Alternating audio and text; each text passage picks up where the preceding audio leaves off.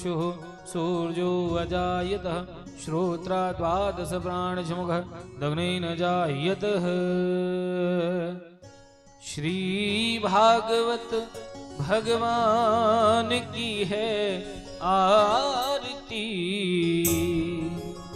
पापियों को पाप से है तरती। हो श्री भागवत भगवान की है आरती, पापियों को पाप से है तारती। श्री भागवत भगवान की है आरती, पापियों को पाप से है तारती। श्री भागवत भगवान की है आरती, पापियों को पाप से है तारती। श्री भागवत भगवान की है आरती, पापियों को पाप से है तारती। ओ पापियों को पाप से है तारती, पापियों को पाप से है तारती। श्री भागवत भगवान की है आरती, पापियों को पाप से है तारती। श्री भागवत भगवान की है आरती, पापियों को पाप से है तारती। ये अमर ग्रंथ ये मुक्ति पंथ ये पंचम वेद निराला, नव ज्योति जगाने वाला। ये अमर ग्रंथ ये मुक्ति पंथ ये पंचम वेद निराला, नव ज्योति जगाने वाला। ये अमर ग्रंथ ये मुक्ति पंथ ये पंचम वेद निराला, नव ज्योति जगाने वाला। ये अमर ग्रंथ ये मुक्ति पंथ ये पंचम वेद निराला, नव ज्योति जगाने वाला। हरि नाम यही हरि धाम यही, हरि नाम यही हरि धाम यही, हरि नाम यही हरि धाम यही, हरि नाम यही हरि धाम यही। जग के मंगल की आरती, पापियों को पाप से है तारती। श्री भागवत भगवान की है आरती, पापियों को पाप से है तारती। ये शांति गीत पावन पुनीत, पापों को मिटाने वाला, हरि दर्श कराने वाला। ये शांति गीत पावन पुनीत, पापों को मिटाने वाला, हरि दर्श कराने वाला।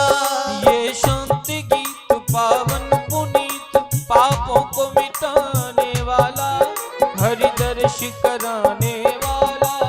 ये शांति गीत पावन पुनीत, पापों को मिटाने वाला, हरि दर्श कराने वाला। ये सुख करणी ये दुख हरणी, ये सुख करणी ये दुख हरणी, ये सुख करणी ये दुख हरणी। ये सुख करणी ये दुख हरणी। श्री मधुसूदन की आरती, पापियों को पाप से है तारती। श्री भागवत भगवान की है आरती, पापियों को पाप से है तारती। ये मधुर बोल जग पंथ खोल, सतमार्ग बताने वाला, बिगड़ी को बनाने वाला। ये मधुर बोल जग पंथ खोल, सतमार्ग बताने वाला, बिगड़ी को बनाने वाला।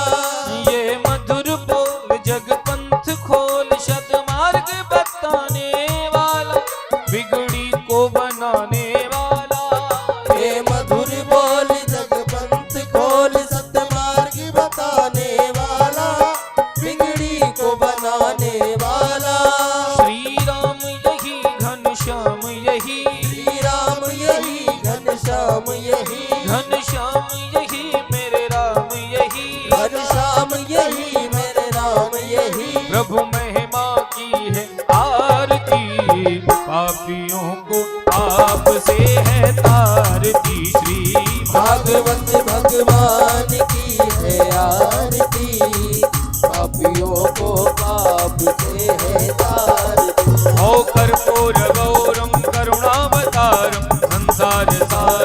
भुजगेन्द्रहार सदा वसन्तं हृदयारविन्दे भवं भवानी सहितं नमामि। त्वमेव माता च पिता त्वमेव त्वमेव बन्धु च सखा त्वमेव त्वमेव वेद्या द्रविडं त्वमेव त्वमेव सर्वं मम देव देव ओ त्वमेव सर्वं मम देव देव त्वमेव सर्वं शिदन्ते प्रचोदयः हरिः ओम नन्दनन्दनाय विद्महे यशोदानन्दनाय धीमहि तन्नः श्रीकृष्णः प्रचोदयः श्रीवन्तिकामकुलचम्पकपाटलब्जे पुनः गजाति गर्भीलरसालपुष्पे बिल्वप्रबाल तुलसीदल मंजरी विश्वं पूजयामि जगदीश्वर मे प्रसीद नाना सुगंधे पुष्पाणि यथा कालो भवानि च पुष्पाञ्जलिर्मया दत्तः गृहाणा परमेश्वरः सांगाय सपरिवाराय मंत्र पुष्पाञ्जलिः समर्पयामि।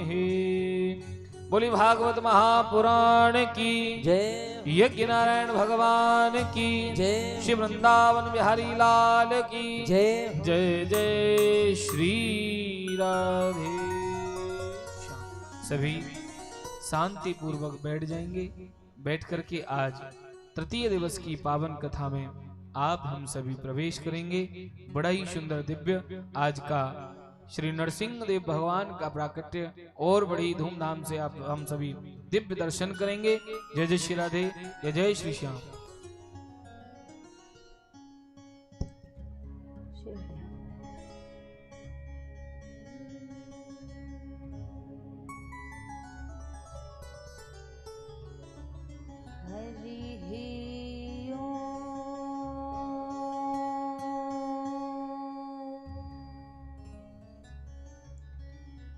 नमो भगवते वासुदेवाय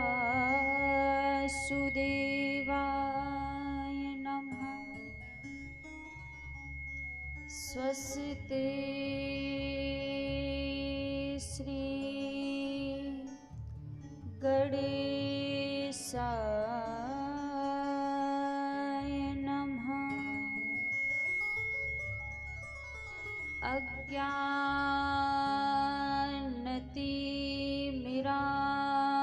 अज्ञानतिमिरान्धस्य ज्ञानाञ्जनशलाकया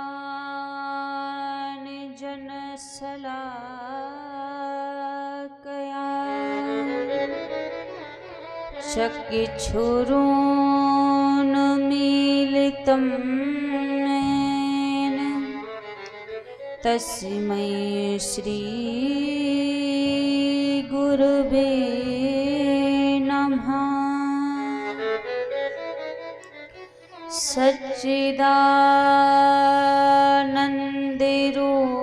सच्चिदानन्दरूपाय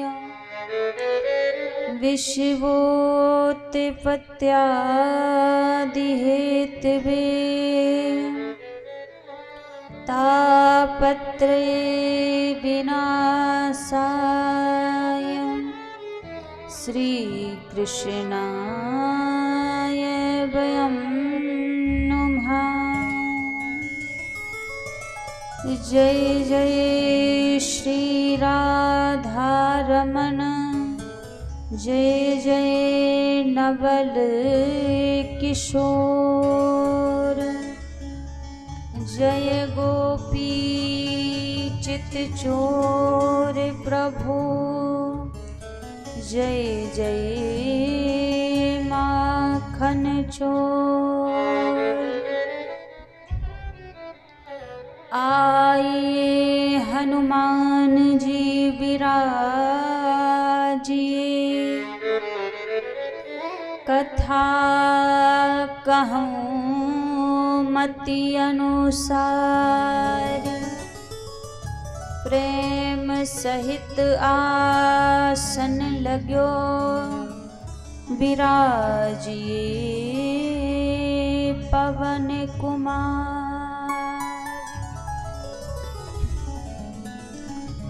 हरे कृष्ण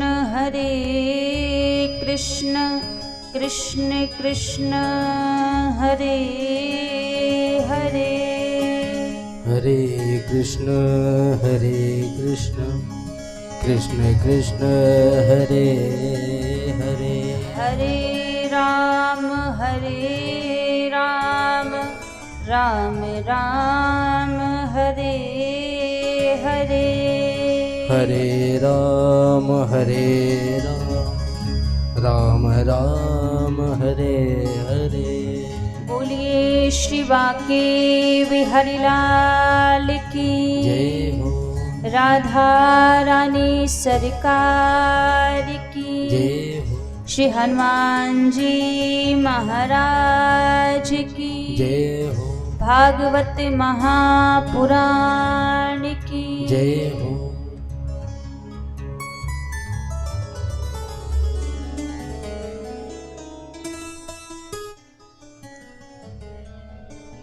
आइए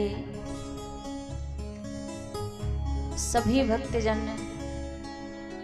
आज की पावन मंगलमय कथा में प्रवेश करने से पहले मन और वाणी को पवित्र करते हुए श्री राधा रानी के पावन नामों को गाते हुए श्री राधा रानी के चरणार बिंदों का ध्यान करते हुए सभी आज की पावन दिव्य कथा में बड़े भाव से प्रवेश करेंगे। सभी हमारे साथ में मिलकर भाव पूर्वक श्री राधा रानी को रिझाते हुए आज की कथा में सभी प्रवेश करेंगे। किशोरी मोहे सेवा में लीजो लाडली सेवा में लीजो जग जंजाल छुड़ाए बास बरसाने को दीजो किशोरी मोहे सेवा में लीजो लाडली सेवा में लीजो जग जंजाल छुड़ाए बास बरसाने को दीजो किशोरी मोहे सेवा में लीजो लाडली सेवा में लीजो जग जंजाल छुड़ाए बास बरसाने को दीजो किशोरी मोहे सेवा में लीजो लाडली सेवा में लीजो जग जंजाल छुड़ाए बास बरसाने को दीजो किशोरी मोहे अपनों कर लीजो लाडली अपनों कर लीजो जग जंजाल छुड़ाए बास बरसाने को दीजो किशोरी मोहे अपनों कर लीजो लाडली अपनों कर लीजो जग जंजाल छुड़ाए बास बरसाने को दीजो किशोरी मोहे सेवा में लीजो लाडली सेवा में लीजो जग जंजाल छुड़ाए बास बरसाने को दीजो किशोरी मोहे सेवा में लीजो लाडली सेवा में लीजो जग जंजाल छुड़ाए बास बरसाने को दीजो लाडली सरकार की जय हो ताली सेवा करते हुए सभी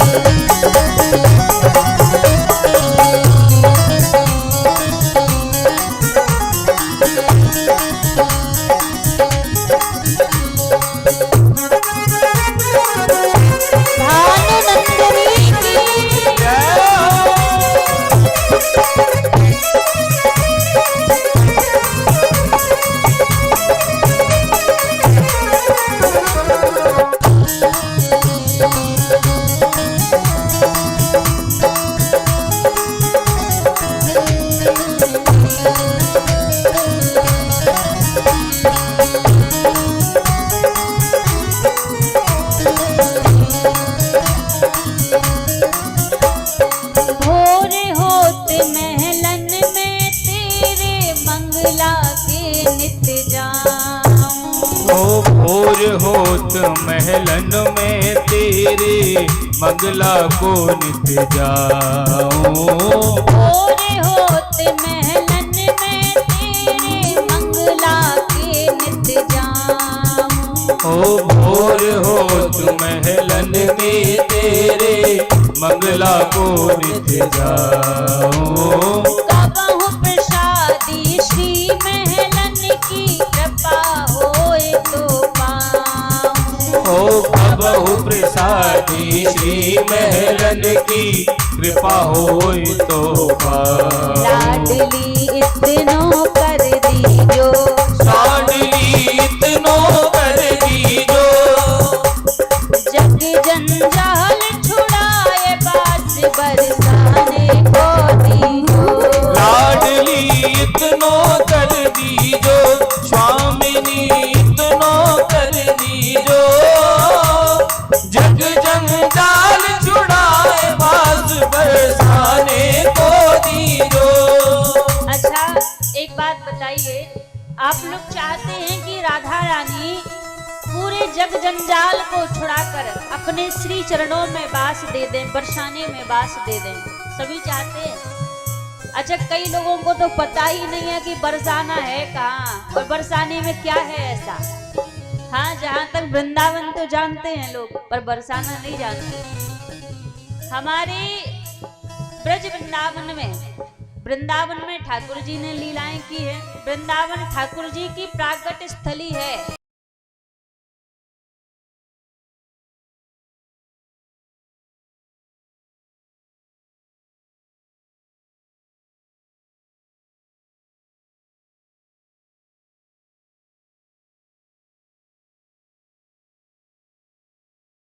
में राधा रानी विराजती हैं। स्वयं ब्रह्मा जी ब्रह्म पर्वत के रूप में वहां पर प्रकट हुए हैं और ब्रह्म पर्वत के ऊपर राधा रानी का मंदिर है, राधा रानी का महल है। जो कहते हैं कि स्वयं ब्रह्मा जी ने अपने मस्तक पर राधा रानी को बिठा रखा है। तो बरसाने में राधा रानी विराजती है और भक्त बरसाने का वास क्यों मांगते हैं कि सारा जग जंजाल छुड़ा के हमें बरसाने का वास दे दो, क्योंकि बरसाने में रहकर व्यक्ति को भजन करना नहीं पड़ता है। वैसे तो वृंदावन और ब्रज की महिमा ही सबसे अलग है, लेकिन बरसाने की महिमा ज्यादा अत्यधिक है। जैसे कहते हैं ना, आप किसी के घर में व्यक्ति आपको प्रवेश दे सकता है। भाव से समझिए, आपका कोई कितना भी निजी व्यक्ति क्यों ना हो, वो आपको अपने घर में बुला लेगा, लेकिन जो उसका भाई पर्सनल बेडरूम है उधर वो आपको एंट्री नहीं देगा। कोई कितना भी सगा क्यों ना हो, आपकी अलग व्यवस्था कर देगा रहने की, घर में खूब वीआईपी व्यवस्था कर देगा, पर जिस कक्ष में वो खुद रहता है उसमें वो आपको एंट्री नहीं देगा, बाहर नहीं आने देगा, क्योंकि उसका वो पर्सनल स्थान है। उसी प्रकार पूरे ब्रज मंडल में तो राधा रानी प्रवेश सबको दे देती हैं, सबको आमंत्रण दे देती हैं, पर बरसाने में सबको आमंत्रण नहीं देती, क्योंकि बरसाना श्री जी का निज महल है, जहाँ श्याम सुंदर और राधा रानी नित्य प्रति विराजते हैं। तो वहां तो लाखों भक्तों में से कोई 2-4 भक्त पहुंच जाते हैं, सबके ऊपर कृपा नहीं करती। और बरसाने का रहना कैसा है, कहा महाराज, एक रात ब्रजवास कियो मिलो बैकुंठ को वास। एक रात किसी व्यक्ति ने एक रात बरसाने का वास कर लिया, एक रात बरसाने में रह लिया, तो मान लो उसको बैकुंठ का वास मिल गया। एक रात ब्रजवास कियो मिलो बैकुंठ को वास, और बिन माला के हरि मिले ऐसो ब्रज को वास। कि बरसाने में रहकर माला जपनी नहीं पड़ती, वहां तो चलते फिरते माला जप जाती है, क्योंकि जो भी जाता है सब राधा रानी की जय जयकार करते हुए जाता है, तो माला फेरनी नहीं पड़ती, अपने आप माला हो जाती है।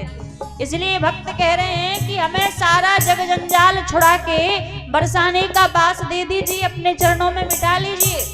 तो कौन कौन चाहता है कि राधा रानी बरसाने का वास दे? दोनों हाथ ऊपर खड़े करके सभी भाव से कहिए,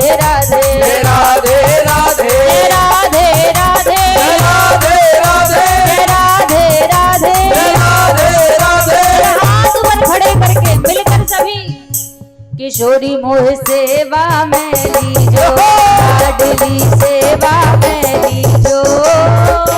जग जंजाल छुड़ाए बात बरसाने को दीजो। किशोरी मोह सेवा में दीजो, लाडली सेवा में दीजो। हे जग जंजाल छुड़ाए बात बरसाने को दीजो। किशोरी मोह सेवा में लीजो, लाडली सेवा में लीजो। जग जंजाल छुड़ाए बात बरसाने को दीजो। किशोरी मोह सेवा में लीजो, लाडली सेवा में लीजो। जग जंजाल छुड़ाए बात बरसाने को दीजो। जग जंजाल छुड़ाए बात बरसाने को दीजो। हो जग जंजाल छुड़ाए बात बरसाने को दीजो। बात बरसाने को दीजो। बात बरसाने को दीजो। बात बरसाने को दीजो। बात बरसाने को दीजो।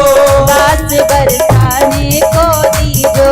बात बरसाने को दीजो।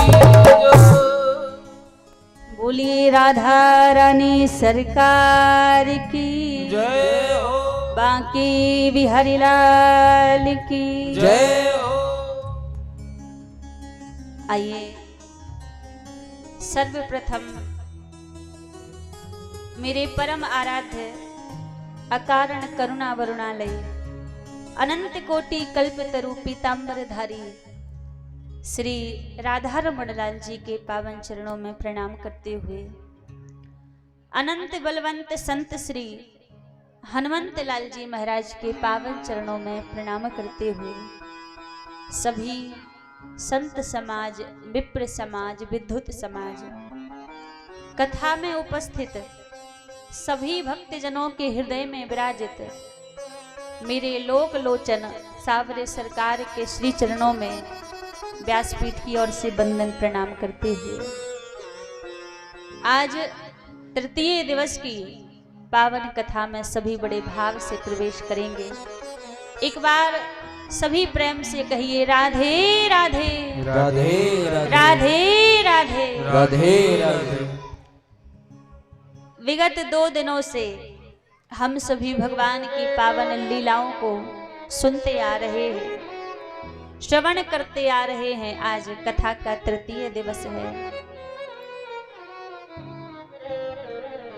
कहते हैं महाराज, यदि ठाकुर जी को प्राप्त करना हो, भगवान को पाना हो, तो संसार में ऐसी कौन सी वस्तु है, संसार में ऐसी कौन सी चीज है जो हमारे पास आ जाए और उस वस्तु के कारण ठाकुर जी हमें प्राप्त हो जाएं, या उस चीज के कारण ठाकुर जी हमें मिल जाएं। क्या संसार में ऐसी कोई वस्तु है, कोई ऐसी चीज है? संसार में तो ऐसी कोई चीज नहीं है। आप यदि सोचो कि मैं ज्यादा पुण्य कर लूं तो मुझे ठाकुर जी की प्राप्ति हो जाए, तो पुण्यों से भी भगवान की प्राप्ति नहीं होती। यदि आप विचार करें कि महाराज हम साधन कर लें, साधक बन जाएं, तो हमें भगवत प्राप्ति हो जाए, तो साधन करने से भी भगवत प्राप्ति नहीं होती। यदि आप विचार करें हम खूब व्रत करें, खूब तप करें, खूब ज्ञानी बन जाएं, खूब बड़े विद्वान बन जाएं, तो हमें भगवान की प्राप्ति हो जाएगी, ठाकुर जी मिल जाएंगे, तो भी मिलने वाले नहीं है। क्योंकि ठाकुर जी को ना ही ज्ञान प्यारा है, ना ही विद्युता प्यारी है, ना ही तप प्यारा है, ना ही नियम संयम साधन इत्यादि कोई भी वस्तु ठाकुर जी को प्यारी नहीं है।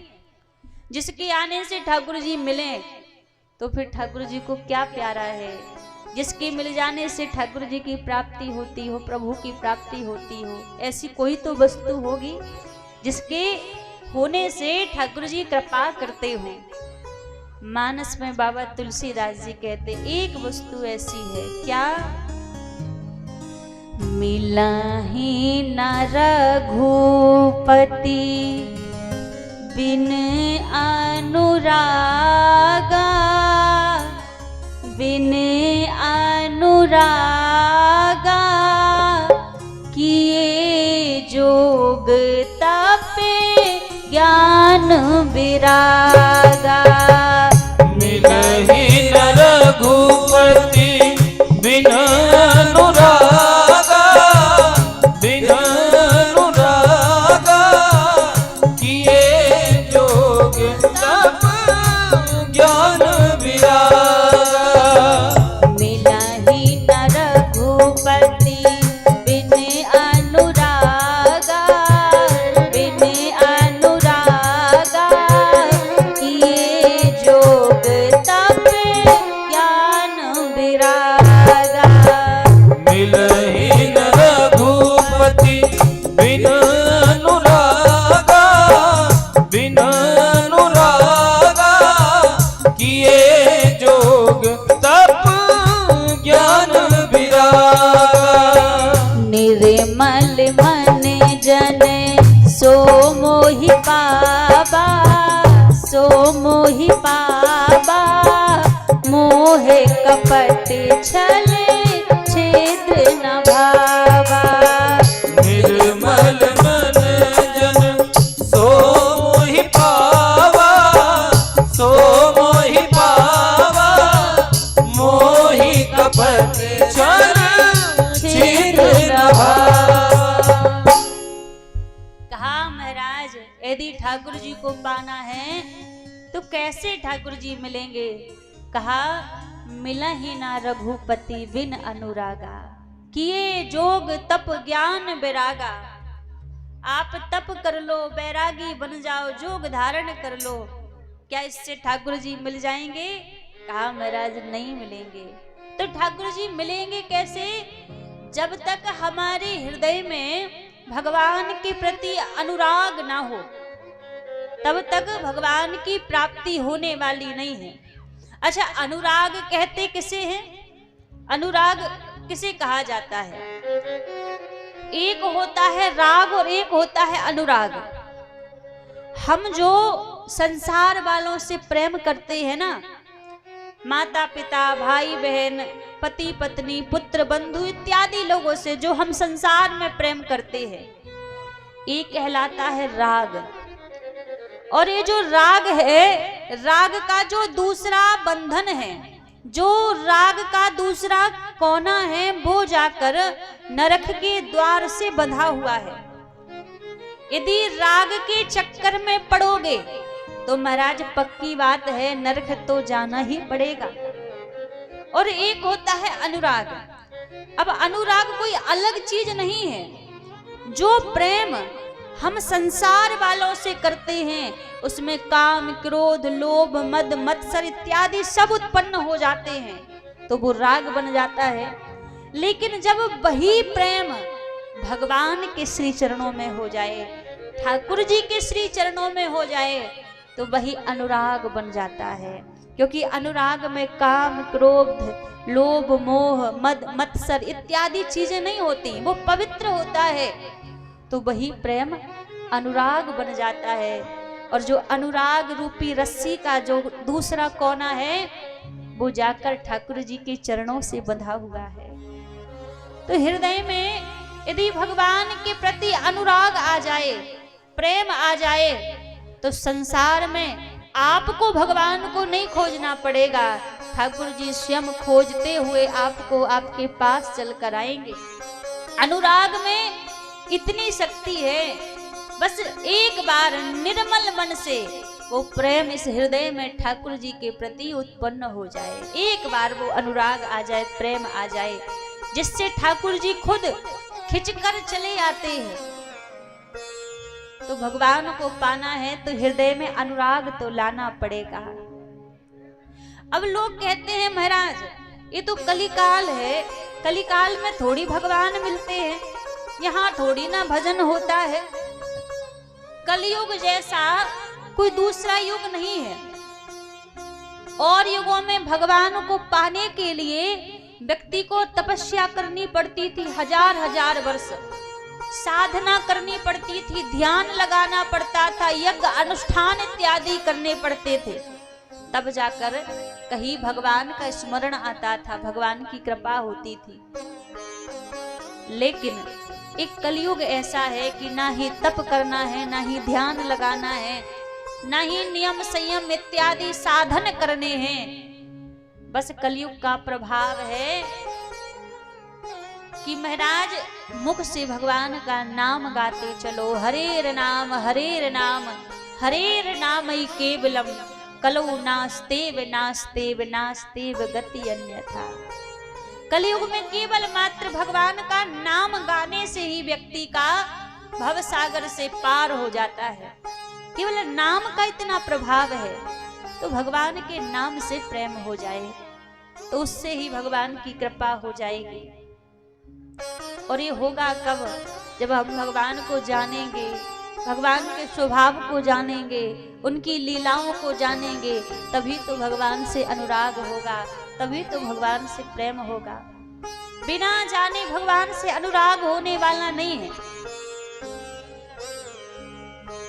अभी तक हम जो भागवत इत्यादि श्रवण करते हैं तो सब लोगों को यही लगता है कि ये तो कहानी है, ये पूर्व में हो चुका है, तो बस लोग कहानी सुना रहे हैं। लेकिन वास्तव में ये कहानी नहीं है।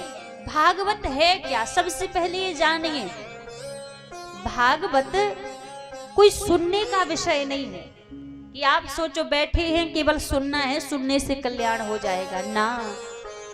सभी ध्यान दीजिएगा, भागवत कोई केवल सुनने का विषय नहीं है कि सुन लिया तो काम हो गया। भागवत जीने का विषय है। एक एक प्रसंग, एक एक चरित्र हमें जीना सिखाते हैं कि किस प्रकार ठाकुर जी की भक्ति में जिया जाए। केवल सुनने की चीज नहीं है कि सुन लिया तो हो गया, क्योंकि प्रेम बढ़ता कब है ठाकुर जी से? जब उस मार्ग पर चलने का प्रयास किया जाए, तभी तो प्रेम बढ़ता है। हमारे बरसाने में एक संत रहा करते थे, ध्यान से सुनिएगा सभी, ये कोई पुरानी बात नहीं है, ज्यादा से ज्यादा 150 वर्ष पुरानी बात होगी, इससे ज्यादा पुरानी बात नहीं है। बरसाने में एक संत रहा करते थे जिनका नाम था ब्रजदास जी। ब्रजदास जी की एक बेटी थी, बेटी का नाम रतिया था। इनकी पत्नी थी नहीं घर में, घर से बड़े गरीब भी थे। ये राधा रानी से बड़ा प्रेम करते, ठाकुर जी से बड़ा प्रेम करते। इनकी एक विशेषता थी, क्या? ये राधा रानी को अपनी बेटी माना करते थे। जब राधा रानी को अपनी बेटी मानते हैं तो श्याम सुंदर कौन लगे? ठाकुर जी कौन लगे? ठाकुर जी इनके दामाद लगे। तो राधा रानी से बड़ा प्रेम करते थे, बेटी मानते थे। बुजुर्ग अवस्था थी इनकी। और देखो सभी बिल्कुल ध्यान पूर्वक सुनेंगे, जो बच्चे आवाज कर रहे बेटा शांति से बैठो सभी। तो जो ब्रजदास जी थे वो राधा रानी को बेटी मानते थे और ठाकुर जी को दामाद मानते थे। बरसाने में रहते थे। अब बरसाने से नंदगांव की दूरी ज्यादा से ज्यादा 5-6 किलोमीटर की दूरी है। इधर बरसाना है, इधर नंदगांव है। तो पहले के समय में तो इतने गाड़ी घोड़ा चलते नहीं थे। अब किसी काम से इनको महाराज नंदगांव जाना था, तो रात्रि में अपनी बेटी रतिया से बोले, रतिया मुझे भोर की बेला में नंदगांव जाना है, मैं भोर में नंदगांव चला जाऊंगा। तो रतिया बोली, पिताजी आप मोको बता दियो, मैं आपको भोजन इत्यादि कलेवा बांध के दे दूंगी। ब्रजदास जी बोले, नाना इतना समय नहीं लगेगा, जब तक भोजन का समय होगा तब तक तो मैं लौट कर आ जाऊंगा, इसलिए भोजन लेके नहीं जाऊंगा। रतिया ने कहा ठीक है। अब भोर की बेला में मेरा जेठ का महीना था, ब्रजदास जी निकले बरसाने से नंदगांव की ओर। अब जब बरसाने से नंदगांव की ओर निकले तो वहीं रास्ते में इनको एक बड़े बुजुर्ग संत मिल गए और कहने लगे, अरे ब्रजदास मोको लगे तू भी नंदगांव की ओर ही जावे। ब्रजदास जी बोले, हाँ मैं नंदगांव ही जा रहा हूँ। तो वो संत बोले, देख लाला मेरो तो जे ज्यादा ही बूढ़ो ठेड़ो शरीर है, मैं अकेलो चल के जाऊंगा तो कब की साज रह जाएगी। अब तू मिल गयो है तो तेरे सहारे मैं भी चलो जाऊंगा। ब्रजदास जी बोले ठीक है। तो अब संत को पकड़ पकड़ कर नंदगांव ले जा रहे हैं, जहां ब्रजदास जी को दोपहर के समय तक ये लौट कर भी आ जाते, पर उन बूढ़े संत के साथ में इतना समय लग गया कि दोपहर में तो ये नंदगांव ही पहुंच पाए। जब दोपहर में नंदगांव पहुंचे, उन संत के आश्रम पर पहुंचे, तो संत बोले, देख लाला, तू सुबह ते मेरे संग में चल के आ रहे हो है, दोपहर रह गई, अब कम से कम भोजन पानी प्रसाद पाकर ही जइयो। और जैसी कही तो ब्रजदास जी बोले, नाना आप तो भोजन की बात कर रहे हैं, मैं तो आपके यहाँ गांव में जलपान भी ना कर सकूं। संत बोले, अरे ऐसी कहा बात है कि तू जलपान भी ना कर सके? बोले, अरे महाराज, हमारे गांव की आपके गांव में बिटिया ब्याही है, और पहले ही चलता था कि भाई जिस गांव में बेटी का विवाह हो तो बूढ़े बुजुर्ग लोग वहां का भोजन भी नहीं करते थे। अब आजकल तो अलग अलग ही चल गया है। तो ब्रजदास जी बोले, महाराज क्षमा करियो, हमारे गांव की एक बिटिया ब्याही है, तो आप भोजन की बात कर रहे हैं, मैं तो जलपान भी ना कर सकूं। संत बोले, अच्छा कौन के घर में ब्याही है? तो ब्रजदास जी बोले, महाराज नंद बाबा के घर में ब्याही है। अब पहले तो संत समझे नहीं, क्योंकि हमारे ब्रज में तो लोगों के नाम ही ऐसे होते हैं, भगवान के नाम से जोड़ कर रखते हैं। तो संत बोले, कौन के नंद बाबा के घर में, कौन से गोसाइयन में ब्याही है का?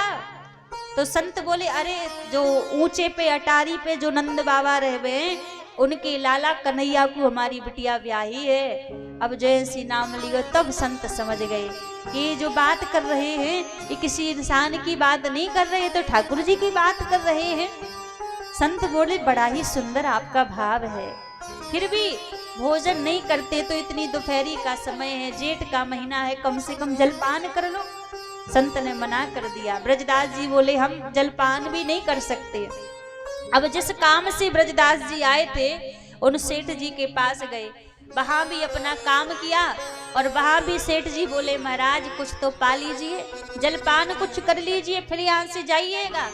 ब्रजदास जी बोले, महाराज क्षमा करिएगा, हम एक बूंद जलपान भी नहीं कर सकते यहाँ पर। अब महाराज सुबह के निकले हैं, जेठ का महीना है, और तपती दोपहरी हो गई। जब लौटने लगे वहां से तो ऊपर से तपती दोपहरी है और चले जा रहे हैं। अब प्यास के कारण गला सूख रहा है, सुबह से जलपान नहीं किया, भोजन नहीं किया। अब तो धीरे धीरे ब्रजदास जी की अवस्था ऐसी हो गई कि इनको लगा कि अब मैं एक एक कदम भी नहीं चल पाऊंगा। अब जैसी लगा कि एक कदम भी नहीं चल पाऊंगा, तो इनको लगा कि शायद हो सकता है अब इस भूख प्यास के कारण इस गर्मी में मेरे प्राण निकल जाएंगे, क्योंकि बूढ़ा शरीर इनका भी था। तो राधा रानी को याद करने लगे, बोले, हे स्वामिनी जी, अब मुझे लगता है कि शायद मेरा आपको आखिरी प्रणाम होगा, क्योंकि अब मैं जीवित नहीं रह पाऊंगा तो आपकी सेवा नहीं कर पाऊंगा, और आप मेरा आखिरी प्रणाम स्वीकार कीजिए। इतना कहकर ब्रजदास जी मूर्छित होकर गिर पड़े। अब जैसी मूर्छित होकर गिरे तो उस समय दोपहर का समय था, जिस समय राधा रानी को भोग लगता है, राजभोग राधा रानी के सामने जाता है। इधर से ठाकुर जी पहुंच गए बरसाने में। अब बरसाने में उसी समय राधा रानी का राजभोग आया ही था। तो बरसाने में राधा रानी से जाकर बोले, अरे लाडली जू, आप तो यहाँ इतने प्रेम से भोजन पा रही हैं, आपको क्या सुध बुध नहीं है? लाडली जी बोली, श्याम सुंदर कैसी सुध बुध? तो श्याम सुंदर कहने लगे, लाडली जू, यहाँ 56 प्रकार के भोग में मस्त हो रही आप, और वहां नंदगांव की गैल में पड़ो तुम्हारो बाप। ऐसे कहने लगे श्याम सुंदर की लाडली जू, आप तो खूब आनंद से 56 प्रकार का भोग पा रही हैं, और वहां नंदगांव की गली में तुम्हारे पिताजी मूर्छित होकर पड़े हैं। राधा रानी बोली, मेरे पिताजी? आप किसकी बात कर रहे हैं? ठाकुर जी बोले, लाडली जू, मैं किसी और की नहीं, ब्रजदास जी की बात कर रहा हूँ। किसी काम से नंदगांव गए थे, लेकिन आपके संबंध में भक्ति में इतनी निष्ठा कि आपके संबंध के कारण एक बूंद जलपान भी नहीं किया, और मूर्छित होकर पड़े हुए हैं। अब जैसी राधा रानी ने सुना, महाराज राधा रानी को लगा कि यदि ऐसे जाऊंगी, मैं अपने स्वरूप में जाऊंगी, तो ब्रजदास जी को बड़ा कष्ट होगा। कि मेरे कारण मेरी लाडली जू को इतना परेशान होना पड़ा। क्योंकि जो भक्त होते हैं वो कभी नहीं चाहते कि हमारे कारण ठाकुर जी या श्री जी परेशान हो। तो राधा रानी ने क्या किया, ब्रजदास जी की बेटी रतिया का रूप धारण कर लिया और रतिया का रूप धारण करके जो 56 प्रकार का भोग आया था महलों में, उसी भोग को लेकर, उसी थार को लेकर राधा रानी पहुंच गई ब्रजदास जी के पास में। मूर्छित पड़े हैं ब्रजदास जी, और जैसे ही देखा मस्तक पर हाथ घुमाया, और जब मस्तक पर हाथ घुमाया मानो दिव्य तेज ब्रजदास जी के शरीर में आ गया। तुरंत नेत्र खुले और सामने देखा तो रतिया है। रतिया कहने लगी, पिताजी मैं आपके लिए भोजन लेकर आई हूँ, मुझे पता था कि आपको देरी हो जाएगी तो भोजन मैं आपको लेकर आई हूँ। ब्रजदास जी ने जैसे ही देखा और कहने लगे, अरे बेटी आज सच कहूँ तो तू भोजन लेकर नहीं आई है, तू अपने पिताजी के प्राण लेकर आई है। यदि थोड़ी देर तक और नहीं आती तो मेरे तो प्राण निकल जाते। जो भोजन लेकर आई थी राधा रानी बोली, आप इस भोजन को पाइए, घर पर कुछ मेहमान आए हैं तो मैं अभी जाती हूँ, आप आराम से साँझ की बेरा में आ जाना।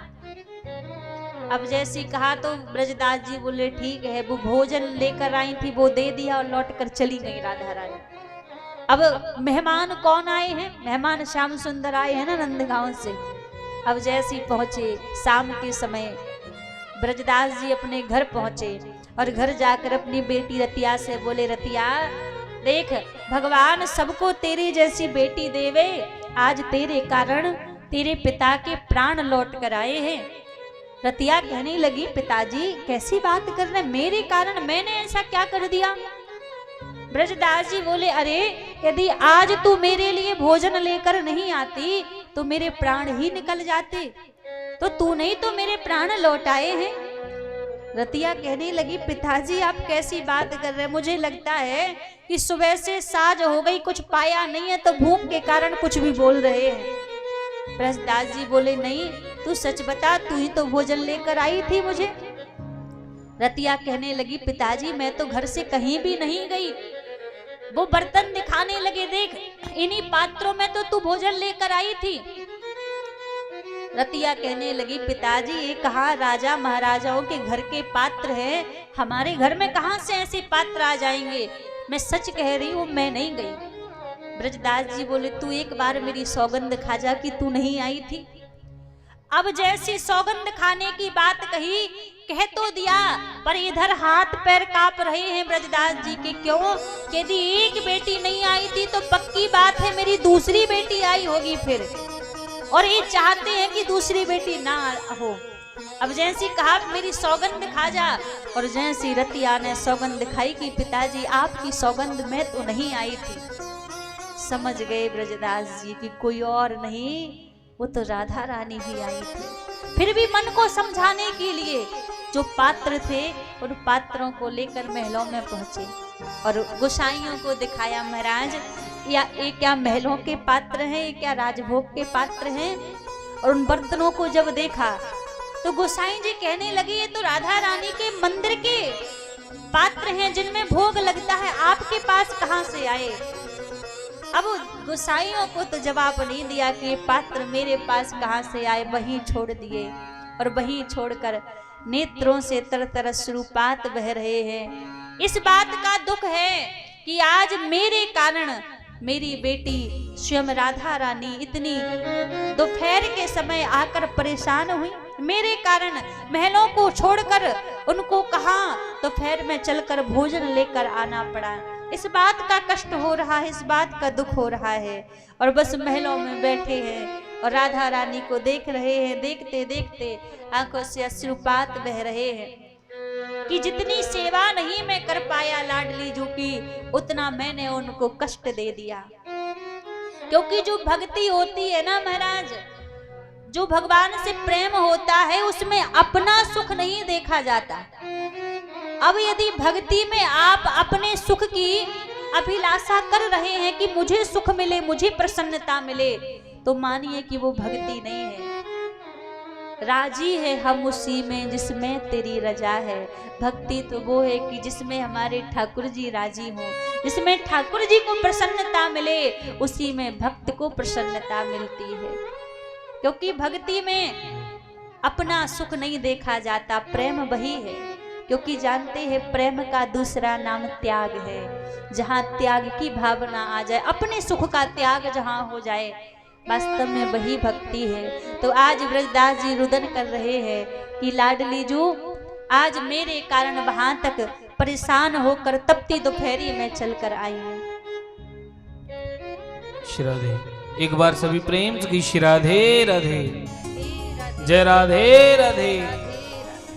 आप सब में से कौन कौन हुआ है राधा रानी का दोनों हाथ उठा करके कहिए, जो वाकई में उनका होना चाहते हैं और जो हो चुके हैं, दोनों हाथ उठाकर उनसे कहिए।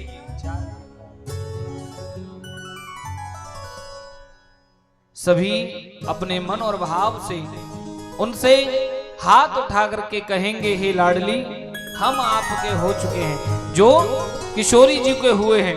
दोनों हाथ उठा के कहें, हो हम हाथ उठा कर कहते हैं हम हो गए राधा रानी के। हम हाथ उठा कर कहते हैं हम हो गए राधा रानी के। हम हाथ उठा कर कहते हैं हम हो गए राधा रानी के। हम हाथ उठा कर कहते हैं हम हो गए राधा रानी के। हम हो गए राधा रानी के। हम हो गए राधा रानी के। ऊंचे बरसाने वाली के।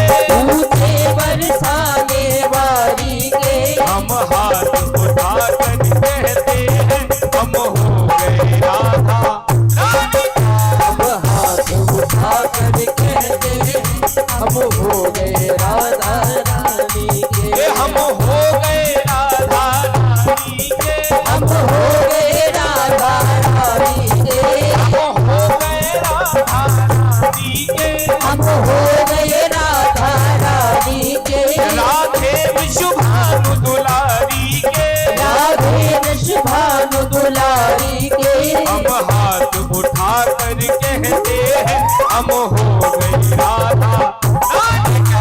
हम हाथ उठा कर कहते हैं हम हो गए राधा रानी के। जय हो।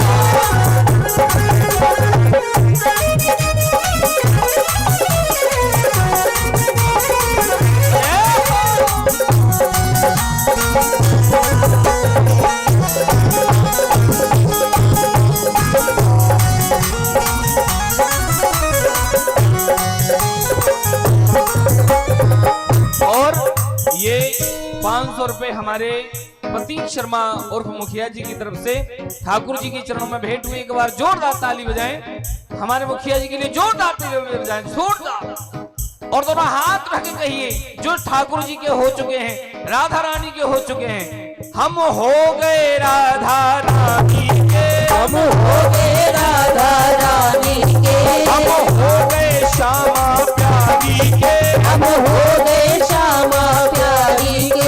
हम हाथ उठा कर कहते हैं हम हो गए राधा रानी के। हम हाथ उठा कर कहते हैं हम हो गए राधा रानी के। ओ हम गली गली में कहते हैं। हम गली गली में कहते हैं। हम नगर नगर में कहते हैं। हम नगर नगर में कहते हैं। हम गली गली में कहते हैं। हम गली गली में कहते हैं। ओ हम नगर नगर में कहते हैं। हम नगर नगर में कहते हैं। हम झूम झूम करके हम हो गए राधा रानी के। हम झूम झूम कर कहते हैं हम हो गए राधा रानी के। और एक बार सभी दोनों हाथ उठाएं, सभी दोनों हाथ उठा के ताली के साथ हो राधा राधा राधा राधा राधा राधा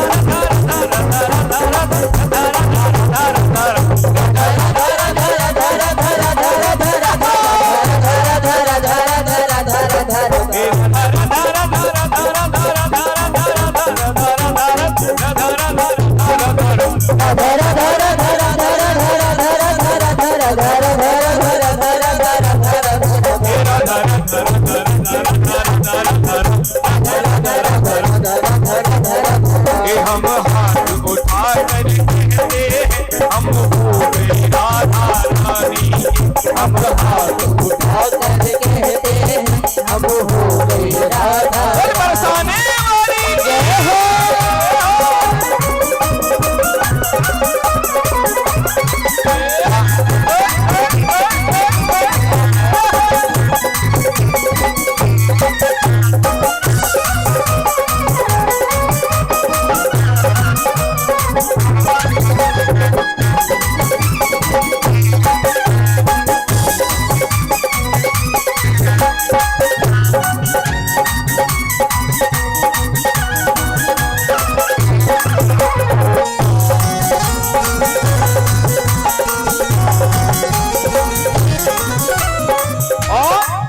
हम कल भी राधा रानी के, हम कल भी राधा रानी के। एक बार आप सभी की आवाज आनी चाहिए। जो 1 वर्ष पूर्व आप सभी ने राधा नाम का आनंद लिया, अपने हृदय में उसको धारण किया, वो दिखना चाहिए। आप सभी में वो उत्साह दिखना चाहिए। ये 200 रुपए हमारे चंदन भैया ठाकुर जी के चरणों में अर्पण करें। एक बार जोरदार ताली बजाएं। चंदन जी 200 रुपए, एक बार जोरदार तालियां।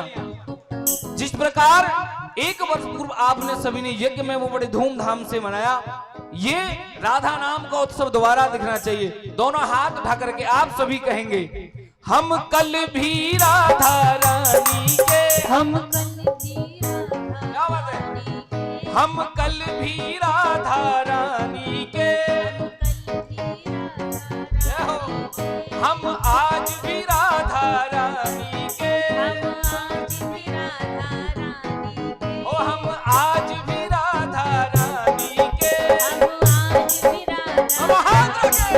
हम जन्म जन्म से कहते हैं हम हो गए राधा रानी को।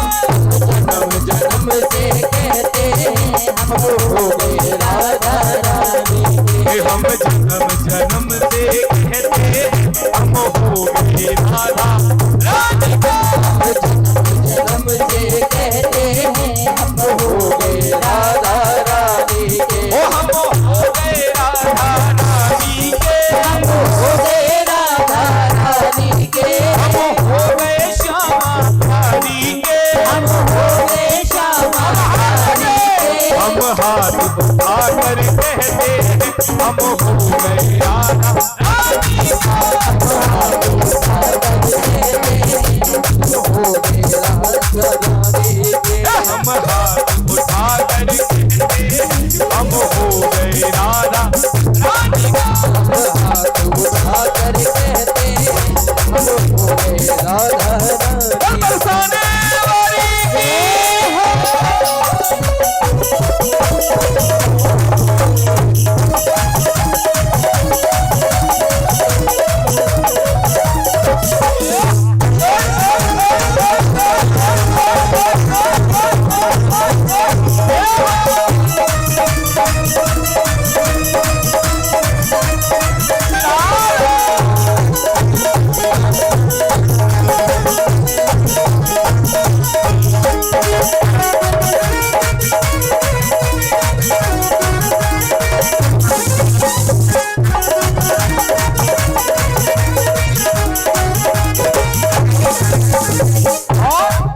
कोई भला कहे या बुरा कहे, कोई भला कहे या बुरा कहे।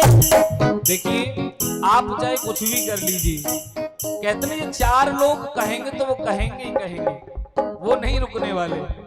अगर आप ये सोचें कि भाई हम आज तिलक लगाएं तो लोग क्या कहेंगे बताओ। देखो कितना बड़ा ब्राह्मण बन रहा है, कितना बड़ा जो भक्त बन रहा है, तिलक लगा के डोल रहा है। ना लगाएंगे तो भी बोलेंगे।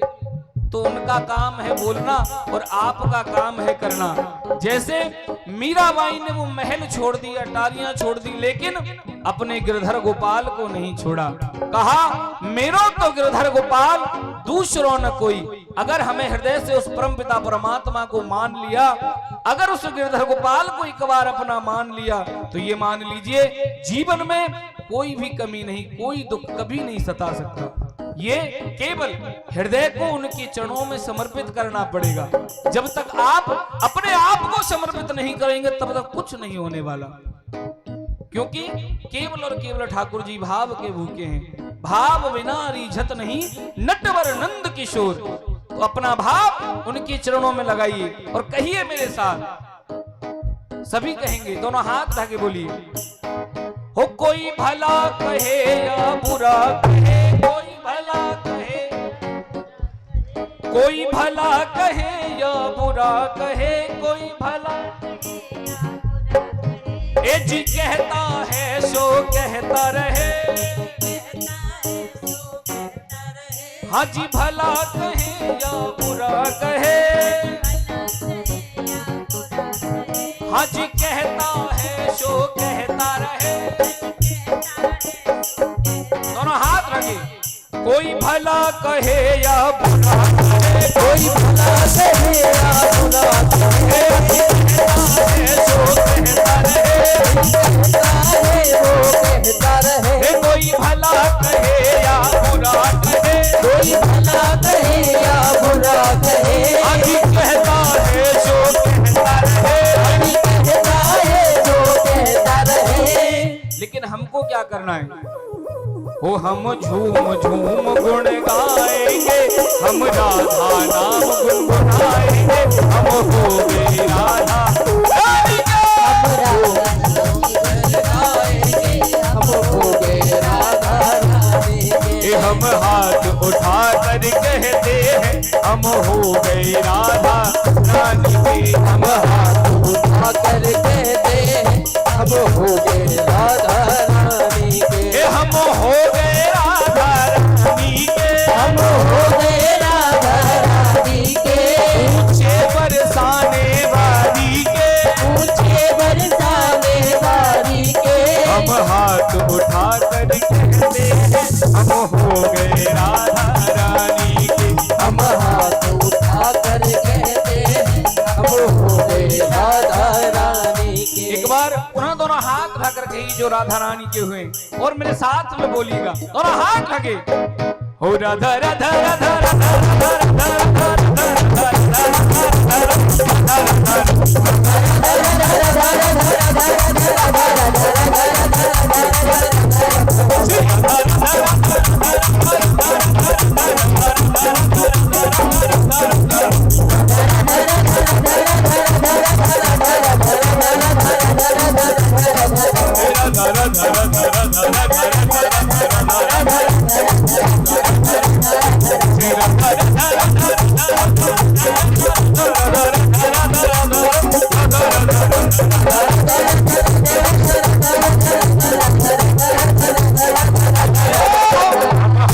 उठा कर कहते हम हो गए राधा रानी, हम हाथ उठा कर कहते हम हो गए राधा रानी के।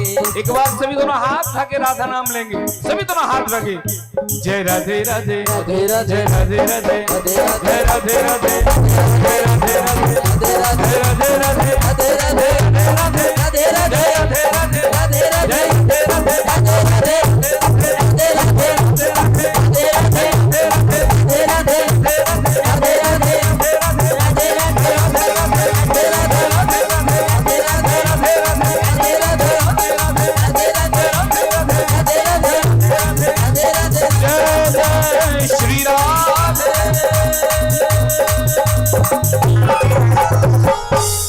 बोले राधा रानी युगल सरकार की जय, श्री माँ के बिहारी लाल की जय, जय जय जय श्री राधे। एक बार सभी प्रेम से कहिए राधे राधे राधे राधे। आप सब मिलकर राधा नाम गा रहे हैं, ऐसा लग रहा है हम धमना में नहीं वृंदावन में बैठे हैं, बड़ा आनंद आ रहा है। आप सबको नजर ना लगे, हम सबकी नजर उतार लें। जय हो। ऐसी जीवन पर्यंत खूब राधा रानी का नाम गाते रहो। ये वो नाम है, इस नाम की इतनी शक्ति है कि स्वयं पर ब्रह्म को भी इस नाम के सामने झुकना पड़ता है। ठाकुर जी को भी राधा रानी के नाम के सामने झुकना पड़ता है। और हमें अब बताने की जरूरी नहीं है कि आपको बताएं, आज के समय में सब राधा नाम की महिमा को इतना जानते हैं।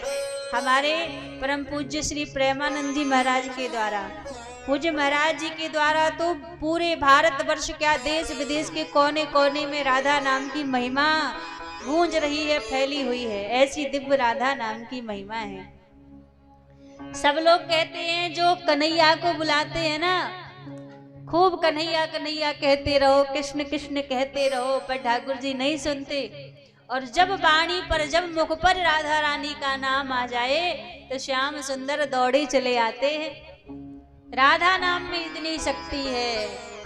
राके कहें मिटे सब बाधा, आधो नाम तार है श्री राधा। राधा नाम पूरा नहीं कहना पड़ता, आधा नाम उच्चारण करने से ही ठाकुर जी भवसागर से तार देते हैं। ऐसा श्री राधा रानी का नाम है। जिसकी जिह्वा पर किशोरी जी का नाम आ जाए, मानो उसके जन्म जन्मांतरों के पुण्यों का उदय हो गया है।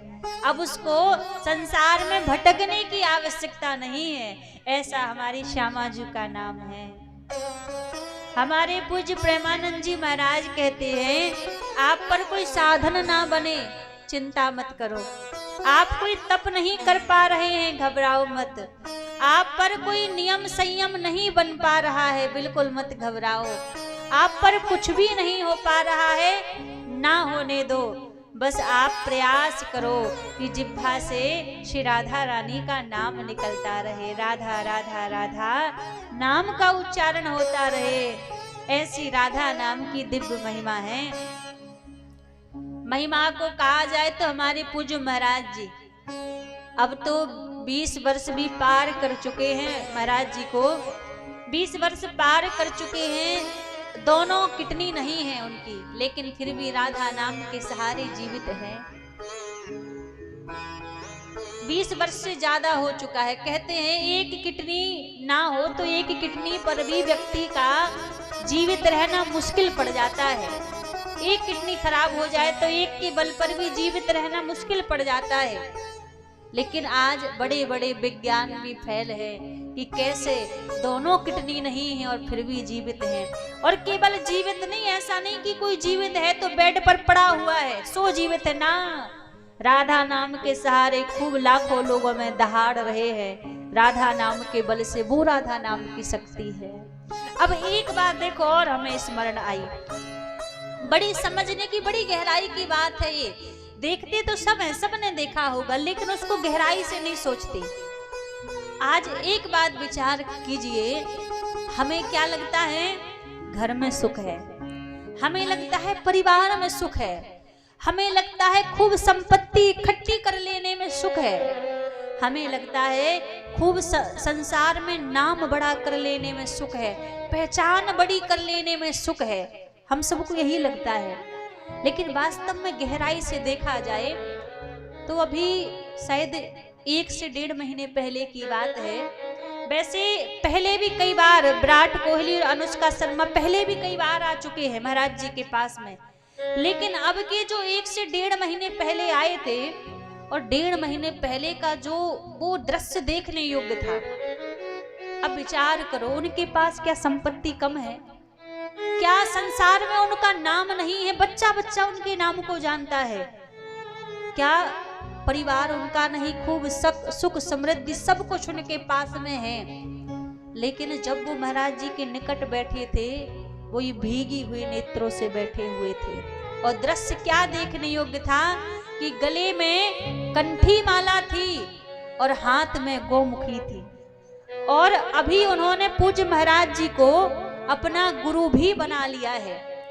वैसे प्रेमानंद जी महाराज सबको बड़े जल्दी नामदान नहीं देते, सबको बड़ी जल्दी गुरु दीक्षा नहीं देते, लेकिन उनको दीक्षा दी।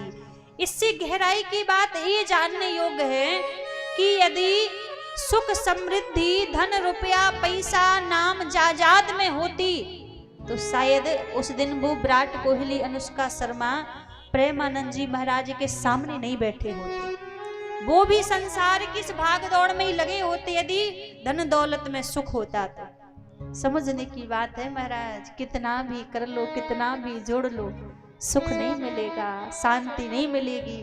शांति कहीं मिलेगी, सुख कहीं मिलेगा तो ठाकुर जी के नाम में ही मिलेगा, उनकी भक्ति में ही मिलेगा। समझते तो हैं सब, ऐसा नहीं है कि हमारी आपकी समझ नहीं आता, सबकी समझ आता है, लेकिन कब, जब समय हाथ से निकल जाता तब समझ में आता है कि अरे हमने हीरा जन्म माटी के मोल गवा दिया, बाद में समझ आता है। और ये 50 रुपए शंकर यादव जी भगवान के चरणों में अर्पण किए हैं। एक बार जोरदार ताली बजाएं। 50 रुपए शंकर यादव जी, प्रेम से गई श्री राधे राधे राधे राधे। तो महाराज समय बीतने के बाद समझ आता है सबको कि हमने जीवन ऐसे ही बिता दिया। यदि पहले समझ आ जाए तो कल्याण हो जाए, जीवन बन जाए। ठाकुर जी ने अनुग्रह ऐसा हमारे ऊपर किया है, कृपा ऐसी की है, हम चाहें तो अपने जीवन को संवार सकते हैं। सदमार्ग हमें दिखाया है। आज जैसे यहाँ हम बैठकर कथा सुन रहे हैं, ऐसे ही नैमिषारण्य की भूमि में सूत जी महाराज कथा सुना रहे हैं और 88,000 संत जन बैठकर कथा सुन रहे हैं। सूत जी महाराज से सौनकादिक ऋषियों ने प्रश्न किया, भगवान ये राजा परीक्षित कौन है, किसके पुत्र है आप, और कैसे इनको श्राप लगा और कैसे सुखदेव जी महाराज ने आकर इनको कथा सुनाई, आप ये प्रसंग हमें विस्तार से श्रवण कराइए। तब सूत जी महाराज कहते हैं, राजन जब कौरव और पांडवों का युद्ध चल रहा था तो युद्ध में सारे कौरव मारे गए। रणभूमि में पड़ा पड़ा दुर्योधन अकेला रुदन कर रहा था, विलाप कर रहा था। उसी समय गुरु द्रोणाचार्य जी के पुत्र अश्वत्थामा वहां पर आए और दुर्योधन से कहने लगे, मित्र तुम क्यों रो रहे हो, तुम्हारे रोने का कारण क्या है। दुर्योधन कहने लगे कि मैं महाभारत का युद्ध हार गया इसलिए नहीं रो रहा हूं, मैं इसलिए रो रहा हूं कि हम कौरव 100 भाई थे और 100 में से एक भी जीवित नहीं रहा, सब मारे गए, और पांडव केवल 5 भाई थे, 5 में से एक भी नहीं मरा। यदि 5 में से एक भी मर जाए तो मैं हंसते हंसते अपने प्राण त्याग दूंगा। देखो मरने को जा रहा है लेकिन फिर भी मन से द्वेष भावना खत्म नहीं हो रही, फिर भी सोच रहा है कि 5 में से एक तो मर जाना चाहिए। अश्वत्थामा बोले, इतनी सी बात, अरे तुम एक की बात करते हो, मैं अभी जाता हूं और 5 को मार कर आऊंगा। दुर्योधन कहने लगे, कहना तो सरल है लेकिन करना कठिन है। रात्रि का समय था, अश्वत्थामा गए, 5 पांडव सो रहे हैं। रात्रि में अर्जुन की नींद खुली तो अर्जुन ने क्या देखा, लाठी लेकर स्वयं भगवान द्वारिकाधीश पहरा दे रहे हैं। अर्जुन जाकर बोले, हे गोविंद आप सोए नहीं, इतनी रात्रि हो गई अभी तक जाग रहे हैं। भगवान कहने लगे, अर्जुन एक बात बताओ, अभी अभी तुमने महाभारत का युद्ध जीता है, तुम्हें किसी बात का डर नहीं है, किसी बात का भय नहीं है। अर्जुन बोले, मुझे किस बात का डर। अर्जुन को दिख रहा है कि भगवान मेरी चिंता कर रहे हैं। अर्जुन बोले, मुझे कोई डर नहीं है, कोई चिंता नहीं है, और जिसको मेरी चिंता करनी हो सो करे।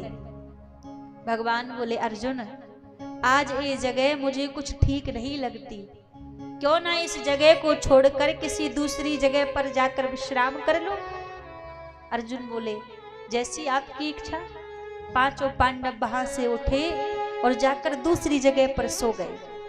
अब जो पांडवों के पुत्र थे वो भी पांडवों की तरह ही दिखते थे। उनको लगा कि आज पिताजी यहाँ पर नहीं सो रहे हैं तो क्यों ना पिताजी की जगह पर हम जाकर सो जाएं। तो पांडव पुत्र आकर पांडवों की जगह पर सो गए।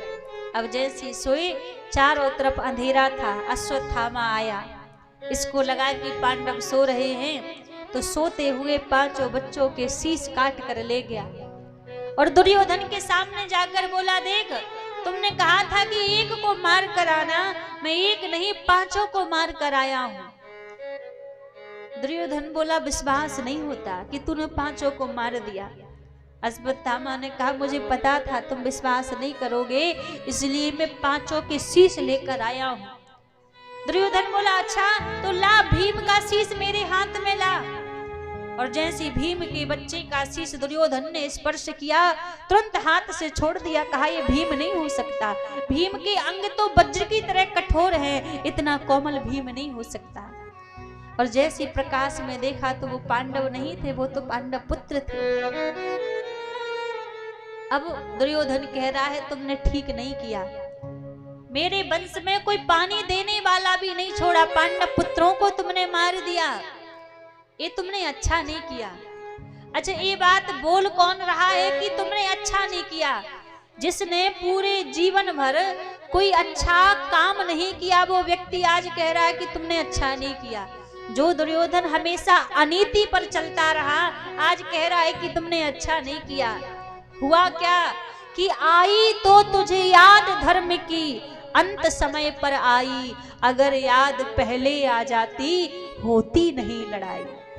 अच्छे बुरे की पहचान अंत समय पर आ रही है, यदि यही पहचान पहले हो जाती तो महाभारत का युद्ध ही क्यों होता।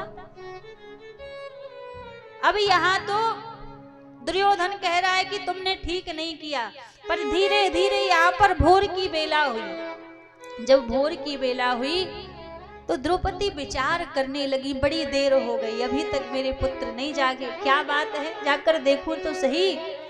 और जैसे ही आई तो आकर क्या देखा, पूरे कक्ष में रक्त की धार बह रही है, धड़ तो पांचों के पड़े हैं पर सर एक का भी नहीं है। रुदन करने लगी, विलाप करने लगी, हजारों लोगों की भीड़ लग गई। द्रौपदी कहती हैं, मेरे बच्चों ने किसी का क्या बिगाड़ा था जो उनको मार दिया? यदि इतना ही बैर था तो इतने बलशाली मेरे पांच पति हैं, उनके साथ में आकर युद्ध करते, मेरे बच्चों ने क्या बिगाड़ा था? सब खड़े हुए हैं, देख रहे हैं। विचार करो महाराज, किसी माँ का एक बालक ही यदि बीमार हो जाए, थोड़ा सा पीड़ा में आ जाए, तो माँ बाप के ऊपर कितना कष्ट होता है, कितनी पीड़ा होती है। पर द्रौपदी के सामने तो उसके 5 बालक मरे पड़े हैं, उसकी वेदना को शब्दों में कोई वर्णन नहीं कर सकता। क्योंकि कहते हैं ना, दुनिया में कोई हमसे कितना भी प्रेम क्यों ना कर ले, पर माता पिता की तरह प्रेम नहीं कर सकता है। माता पिता का जो प्रेम होता है, निस्वार्थ प्रेम होता है, जिसमें कोई छल कपट नहीं होता। आज बड़ा दुख होता है देखकर, कई जगह देखने को मिलता है, माता पिता जब बुजुर्ग हो जाते हैं ना, तो बच्चे उनको घर से निकाल देते हैं। माता पिता से बड़े होकर कहते हैं कि आपने हमारे लिए क्या किया है। उनको लगता है कि शायद वो इतने बड़े ही पैदा हुए थे, माता पिता ने कुछ किया ही नहीं है।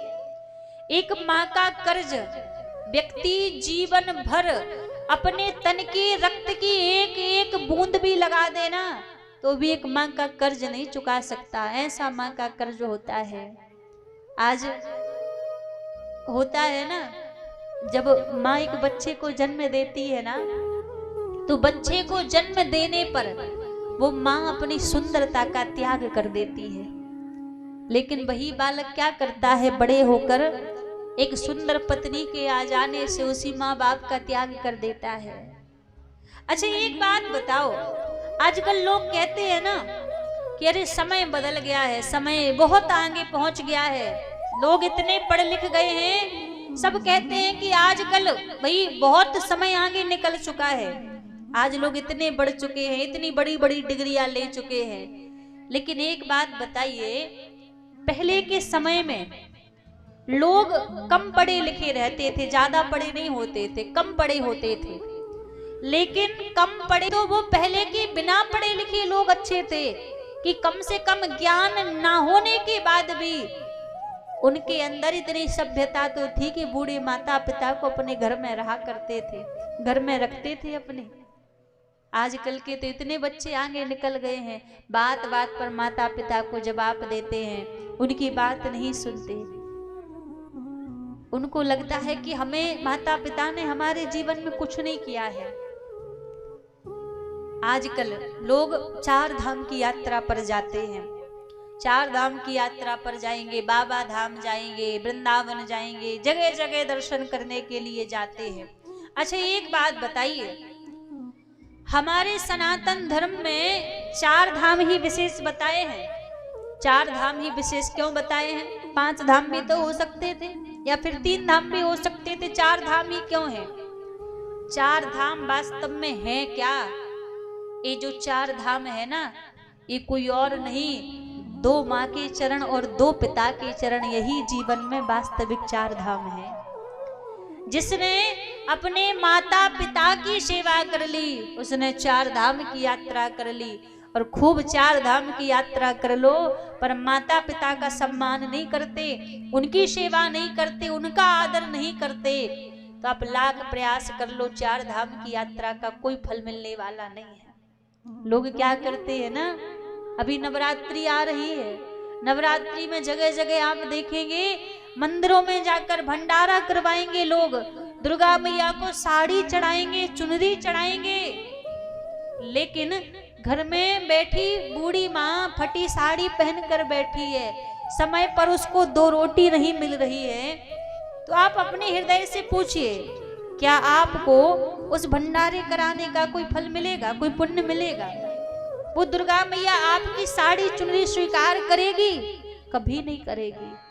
पर भले ही आप मंदिर में जाकर चुनरी ना चढ़ा पाए, साड़ी ना चढ़ा पाए, लेकिन यदि आप नवरात्रि के दिन अपने घर में बूढ़ी माँ को लाकर एक साड़ी दे दोगे, तो मुझे लगता है, मेरी व्यासपीठ कहती है कि शायद महाराज वो मंदिर में बैठी दुर्गा मैया वही प्रसन्न हो जाएगी। क्योंकि सबसे पहले तो घर में हमारे माता पिता प्रत्यक्ष भगवान हैं, उसके बाद मंदिरों में भगवान हैं। माता पिता को एक आंख नहीं देखते, अब मंदिरों में महाराज लगे हैं लाइन में। सावन के महीने में देखो कावड़ लेकर 10-10 दिन से पैदल चल कर जाते हैं, और माता पिता से सीधे मुंह बात नहीं करते। तो ऐसे में हमें नहीं लगता कि कोई भी देवी देवता आपसे प्रसन्न होगा या फिर आपकी सेवा स्वीकार करेगा। पहले भगवान हमारे माता पिता हैं। सबसे पहले जीवन में माता पिता का सम्मान होना चाहिए, उसके बाद कोई दूसरा व्यक्ति हमारे जीवन में है। माता पिता हमसे ज्यादा कुछ नहीं चाहते, उनको चाहिए क्या? केवल मात्र समय पर 2 रोटी चाहिए, 2 कपड़े पहनने के लिए तन पर चाहिए, इससे ज्यादा कोई इच्छा नहीं रखते। एक बाप होता है ना, बचपन से जीवन पर्यंत वो इतनी मेहनत करता है कि बड़े होकर मेरे बच्चे को किसी के सामने हाथ ना फैलाना पड़े, इतनी मेहनत करता है। लेकिन उस बच्चे को लगता है कि हमें सब कुछ सहज में मिल गया। लेकिन महाराज भूलना मत, यहाँ ये जो कलिकाल है, जो संसार है, एक कर्मों की खेती है। जैसा बीज बोगे वैसा ही फल मिलेगा।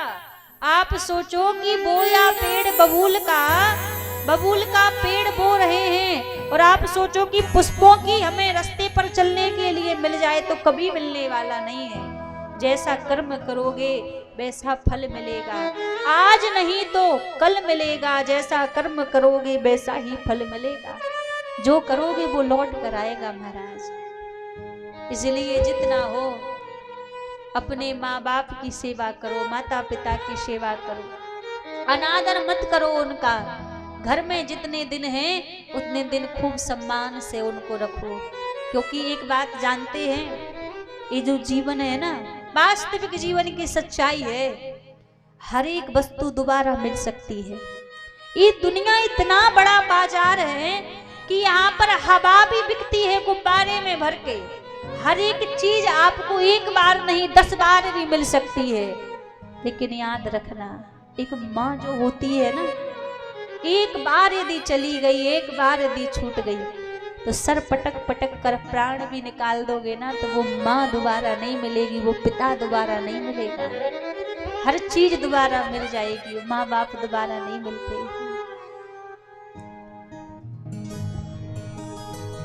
ये 100 रुपये छोटा सा बच्चा दिल खुश शर्मा ये महामाई के चरणों में अर्पण की। एक बार जोरदार ताली बजाइए। बोलिए भक्तवत्सल भगवान की जय। माँ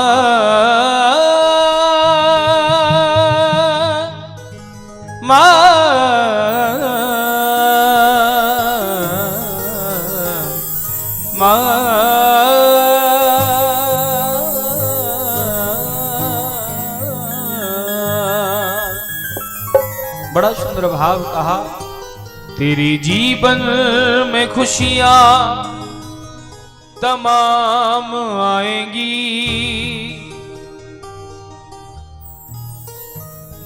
तेरे जीवन में खुशियां तमाम आएंगी। हो ले जा माँ की दुआएं तेरे काम आएंगी। बड़ा ही सुंदर भाव कहा है कि 4 घर में बर्तन मांज कर 4 बच्चों को पार लेती है माँ, लेकिन उन 4 बच्चों से वो एक अकेली माँ नहीं पाली जाती। ये बड़ी विडंबना है। तेरे जीवन में खुशियाँ तमाम आएंगी, तेरे जीवन में खुशियाँ तमाम आएंगी, तेरे जीवन में खुशियाँ तमाम आएंगी, तेरे जीवन में खुशियाँ तमाम आएंगी। ले जा माँ की दुआएं तेरे काम आएंगी, ले जा माँ की दुआएं तेरे काम आएंगी। तेरे जीवन में खुशियाँ तमाम आएंगी, तेरे जीवन में खुशियाँ तमाम आएंगी, तेरे जीवन में खुशियाँ तमाम आएंगी, तेरे जीवन में खुशियाँ तमाम आएंगी। ले जा माँ की दुआएं तेरे काम आएंगी, ले जा माँ की दुआएं तेरे काम आएंगी, ओ ले जा माँ की दुआएं तेरे काम आएंगी, ले जा माँ की दुआएं तेरे काम आएंगी। जो कहते हैं कि क्या किया है आपने, सभी ध्यान से सुनेंगे। 9 महीने तन के सांचे में ढालती है माँ, 9 महीने तन के सांचे में ढालती है माँ, 9 महीने तन के सांचे में ढालती है माँ, 9 महीने तन के सांचे में ढालती है माँ। वो माँ काम आएंगी, ओ ले जा माँ की दुआएं तेरे काम आएगी, ले जा माँ की दुआएं तेरे काम आएगी। तेरे जीवन में खुशियाँ तमाम आएंगी, तेरे जीवन में खुशियाँ तमाम आएंगी। ले जा माँ की दुआएं तेरे काम आएंगी, ले जा माँ की दुआएं तेरे काम आएंगी। वो जगत जननी मैया की जय हो।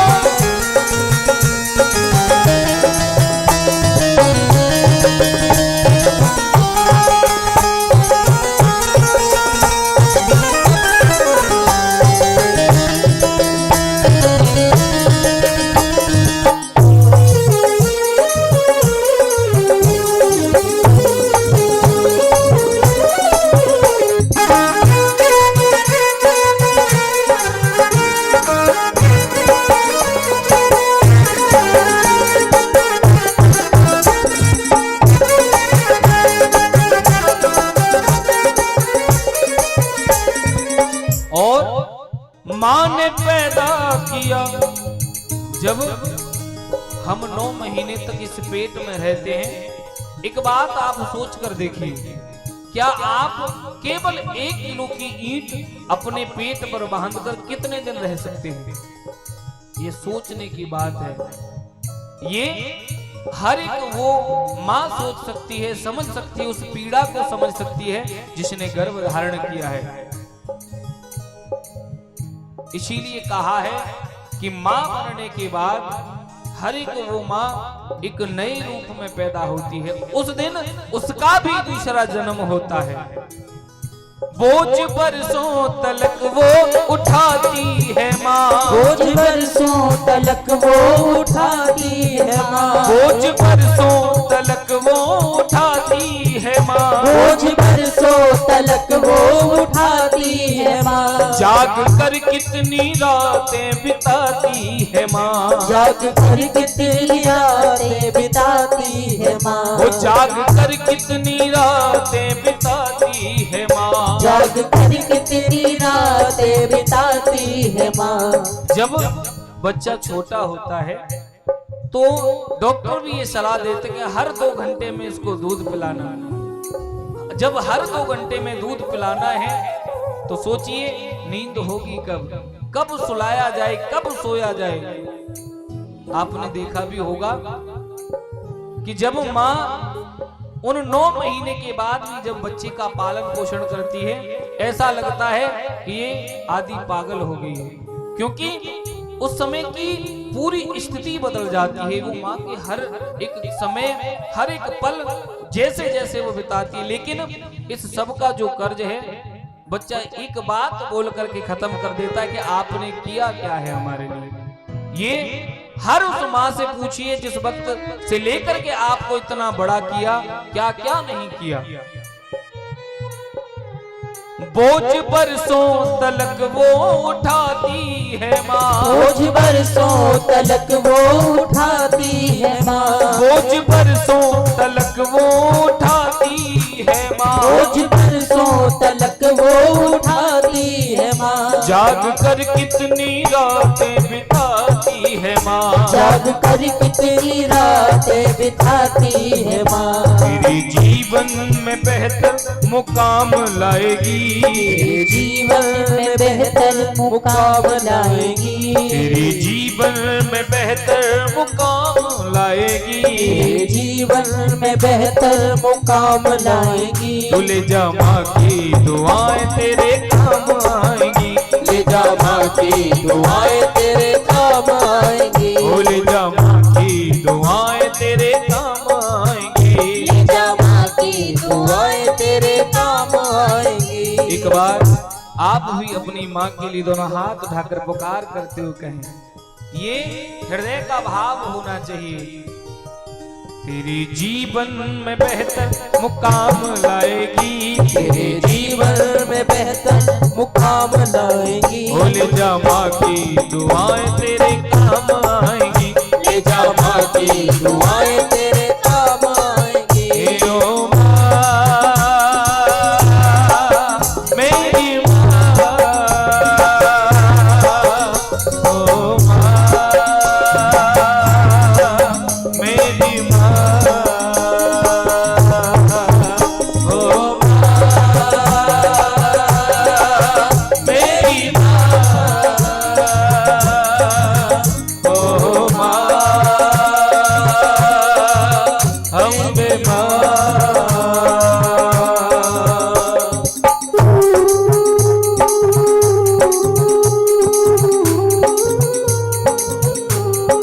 बोले जगत जननी मैया की जय हो।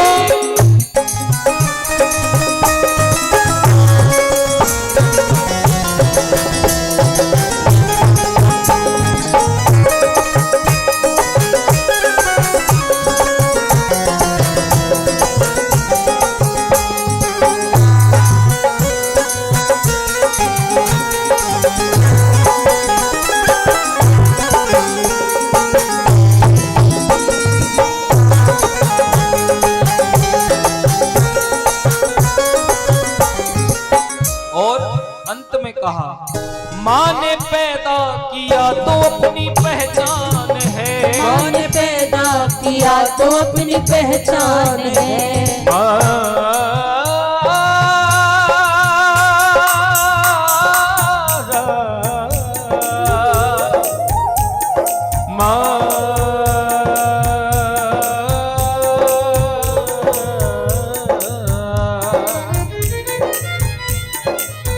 तेरे एहसान का बदला चुकाया नहीं जा सकता, तूने जो दिया वो लौटाया नहीं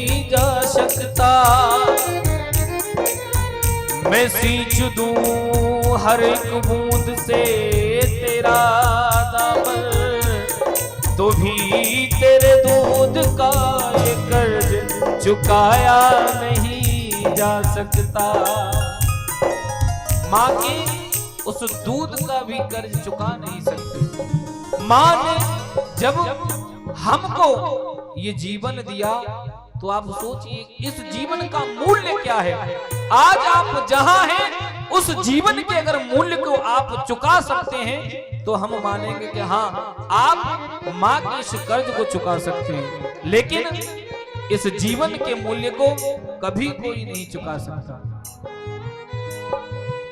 माँ ने पैदा किया तो अपनी पहचान है। माँ ने पैदा किया तो अपनी पहचान है। माँ ने पैदा किया तो अपनी पहचान है। माँ ने पैदा किया तो अपनी पहचान है। माँ हमारी तुम्हारी सबकी भगवान है। माँ हमारी तुम्हारी सबकी भगवान है। माँ हमारी तुम्हारी सबकी भगवान है। माँ हमारी तुम्हारी सबकी भगवान है। और इस माँ को मना ले वो माँ मान जाएगी। इस माँ को मना ले वो माँ मान जाएगी। इस माँ को मना ले वो माँ मान जाएगी। इस माँ को मना ले वो माँ मान जाएगी। जो हमारे घर में विराजमान है हमारे माँ बाप, अगर हमने उन्हें मना लिया, उन्हें राजी कर लिया, उनकी सेवा कर ली, तो ये मानिए उस ओ परमपिता परमात्मा भी, वो जगत जननी भी आपसे उतनी ही खुश रहेगी जितनी आपकी घर की माँ खुश है। इसीलिए भक्त ने कहा है इस माँ को मना ले वो माँ मान जाएगी। इस माँ को मना ले वो माँ मान जाएगी। इस माँ को मना ले वो माँ मान जाएगी। इस माँ को मना ले वो माँ मान जाएगी। ओ ले जा माँ की दुआएं तेरे काम आएगी।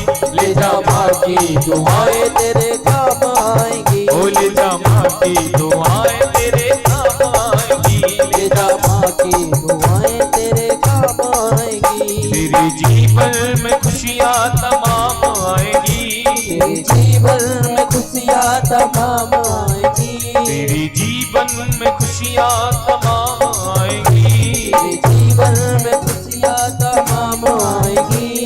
एक बार दोनों हाथ उठाइए सभी अपनी माओ के लिए। सभी दोनों हाथ रखे, सभी दोनों हाथ उठाकर बोले हो ले जा माँ की दुआएं तेरे काम आएंगे। ले जा माँ की दुआएं तेरे काम आएगी। हो ले जा माँ की दुआएं तेरे काम आएंगे। तेरा माँ की दुआएं तेरे काम आएगी। ओ तेरे काम आएंगे।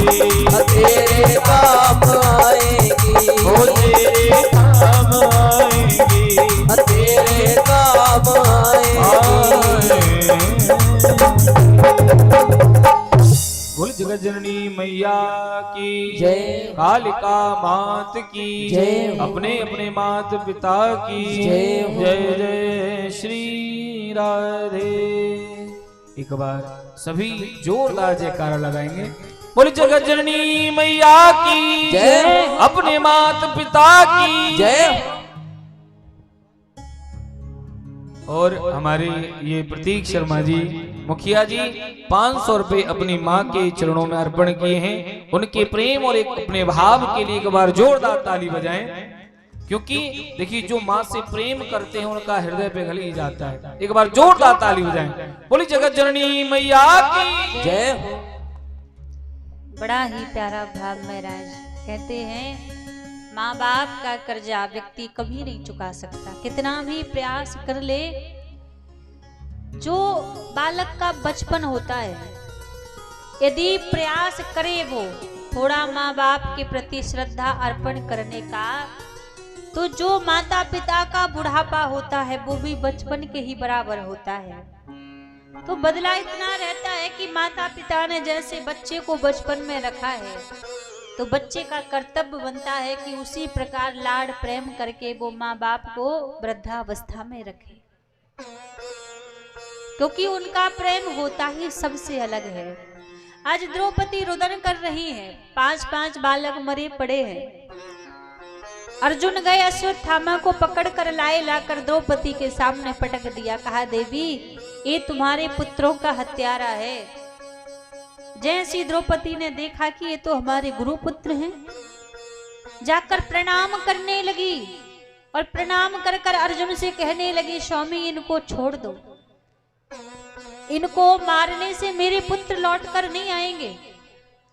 सब कहने लगे द्रौपदी पागल हो गई है, जिसने 5-5 पुत्रों को मार दिया ये कह रही है उनको छोड़ दो।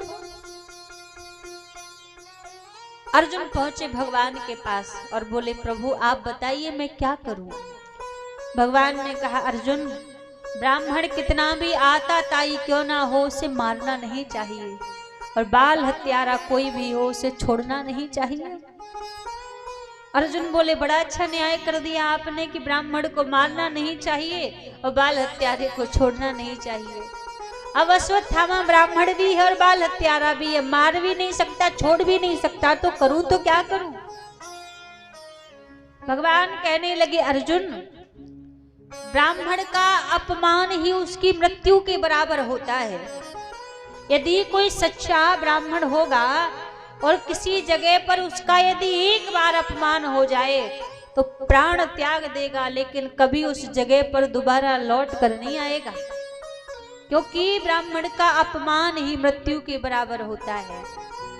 हम सभी को क्या लगता है, किसी को आपने बंदूक से मार दिया तो व्यक्ति एक बार मरेगा, किसी को जहर देकर आपने मार दिया तो व्यक्ति एक बार एक क्षण में मर जाएगा, किसी को तलवार से आपने मार दिया तो भी वो एक क्षण में एक बार में मर जाएगा। लेकिन वाणी से बीच सभा में वाणी रूपी वज्र चला के अपमानित करके यदि आपने किसी को मारा है तो वो एक क्षण में उसका शरीर तो नहीं मरेगा, लेकिन वो जब तक जीवित रहेगा तब तक वो पल पल मरता रहेगा, पल पल वो मरता रहेगा। क्योंकि कहते हैं ना तलवार से बंदूक से जहर से भी ज्यादा खतरनाक कोई वस्तु है ना तो वो वाणी रूपी शस्त्र है। वाणी रूपी शस्त्र से एक बार किसी को मार दिया ना तो जिंदा तो रहेगा वो जीवन पर्यंत, पर घुट घुट के मरता रहेगा। तो आज बीच सभा में अर्जुन ने अश्वत्थामा को अपमानित कर दिया और अपमानित करके बीच सभा से निकाल दिया। अश्वत्थामा सोचने लगे अब किसी को छोड़ूंगा नहीं, बचा कौन है। अभिमन्यु की पत्नी उत्तरा जो गर्भवती थी उसके गर्भ पर अग्नि अस्त्र का प्रहार कर दिया। उत्तरा भगवान के पास आई, कहा प्रभु मेरी रक्षा करो। भगवान ने सूक्ष्म रूप बनाया, उत्तरा के गर्भ में प्रवेश कर गए और उस गर्भस्थ बालक की आज भगवान ने रक्षा की। आज जैसे ही भगवान ने रक्षा की, कुंती मैया खड़ी खड़ी देख रही थी और देखो बीच बीच में जो हमारी माताएं जा रही हैं उठ के, अभी थोड़ी देर आप बैठिए, अभी समय कितना हुआ, अभी तो 10 ही बजे हैं।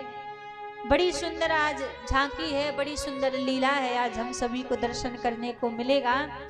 नरसिंह अवतार की लीला का आज हम सभी दर्शन करेंगे। तो अभी कोई जाएगा नहीं, सभी बैठिए शांति पूर्वक। तो महाराज कुंती बुआ ने जैसे ये दृश्य देखा तो कुंती बुआ आकर भगवान को प्रणाम करने लगी। अब जैसी प्रणाम करने लगी तो ठाकुर जी बोले बुआ जी मैं आपका भतीजा हूं, मुझे आपको प्रणाम करना चाहिए, आप मुझे क्यों प्रणाम कर रही हैं। कुंती बुआ बोली भगवान मैं आप अपने भतीजे को प्रणाम नहीं कर रही हूं, मैं समझ चुकी हूं कि आप परम पिता परमात्मा हैं, मैं तो परमात्मा को प्रणाम कर रही हूं। ठाकुर जी बोले अच्छा मैं भगवान हूं, जब मैं भगवान हूं तो ऐसा करो मुझसे कोई वरदान मांग लो। जब ठाकुर जी ने कुंती बुआ से कहा कि वरदान मांग लो, अच्छा एक बात बताओ, हम सभी को यदि ऐसा अवसर मिले भगवान कहें कि वरदान मांग लो तो क्या मांगोगे। कोई धन दौलत रुपया पैसा गाड़ी घोड़ा नौकरी, यही सब हमारी बुद्धि यहीं तक चलती है, इतना ही मांगेंगे हम। लेकिन कुंती बुआ क्या मांग रही है भगवान से? ठाकुर जी से कहने लगी, हे नाथ, यदि आप कुछ देना चाहते हैं ना तो एक वरदान दीजिए कि मेरे जीवन से कभी दुख ना जावे, मुझे दुख दे दो। अब वरदान मांगने की विशेषता भी देखो, क्या मांगा? दुख मांगा। और हम भगवान से क्या मांगते हैं? सुख संपत्ति घर आवे, कष्ट मिटे तन का। हम भगवान के सामने जाएंगे, बोलेंगे प्रभु सुख भी दे दो, संपत्ति भी दे दो और तन में कोई कष्ट भी ना रहे, सब कुछ मांगते हैं। लेकिन कुंती बुआ कह रही है, प्रभु मुझे दुख दे दो। दुख क्यों मांगा?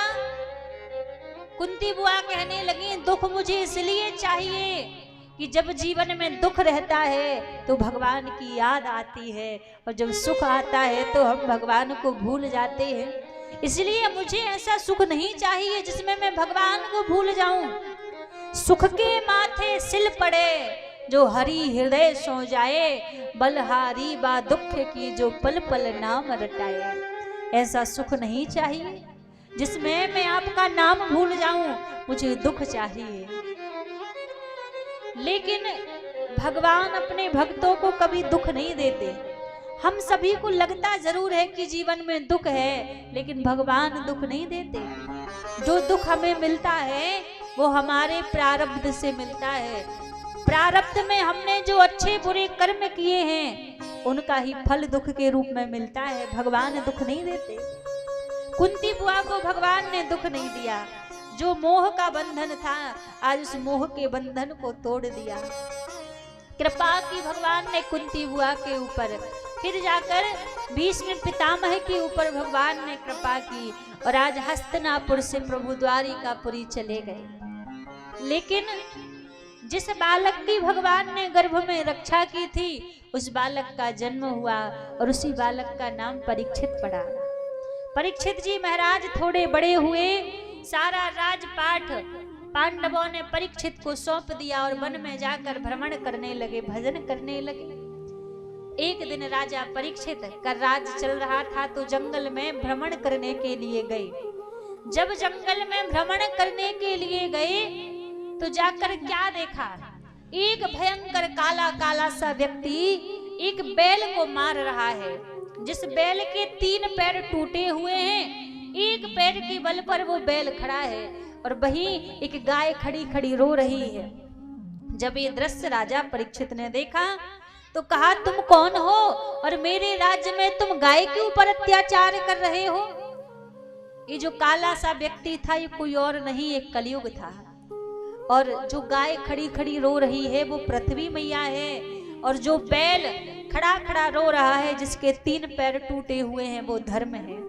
इस कलयुग में धर्म के 3 पैर टूट चुके हैं, एक पैर के बल पर टिका है। धर्म के 4 चरण हैं, तप दया पवित्रता और दान। लेकिन कलिकाल में तप दया और पवित्रता ये 3 पैर धर्म के टूट चुके हैं, केवल दान के बल पर धर्म टिका है। परीक्षित को जैसे ही देखा कलयुग ने जाकर चरणों में गिर गया, बोले क्षमा कर दो, अपराध हो गया। राजा परीक्षित ने क्षमा कर दिया। कलयुग कहने लगा, कुछ स्थान दे दो रहने के लिए। तो राजा परीक्षित ने कलयुग को रहने के लिए 4 स्थान दिए। धूत पानम स्त्रिय सूनः, 4 स्थान। कलयुग इस संसार में केवल 4 स्थान पर ही रहता है, 5वीं जगह पर कलयुग नहीं है। और 4 स्थान कौन कौन से दिए? धूत पानम कहते हैं महाराज, जहां मदिरा पान होती है वहां कलयुग का निवास होता है। दूसरा स्थान दिया जहां पर स्त्री गमन होता है, अपनी नारी को छोड़कर व्यक्ति दूसरी नारी का संग करे, वहां पर कलयुग का निवास होता है। तीसरा स्थान दिया जहां पर जुआ खेलता है, वहां पर कलयुग का स्थान होता है। और चौथा स्थान दिया जहाँ पर हिंसा की जाए, जीव जंतुओं को मारा जाए, वहां पर कलयुग का स्थान होता है। 4 स्थान दिए।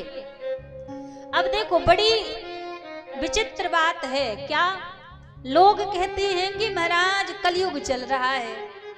अब कलयुग चल रहा है लेकिन हर जगह पर कलयुग नहीं है।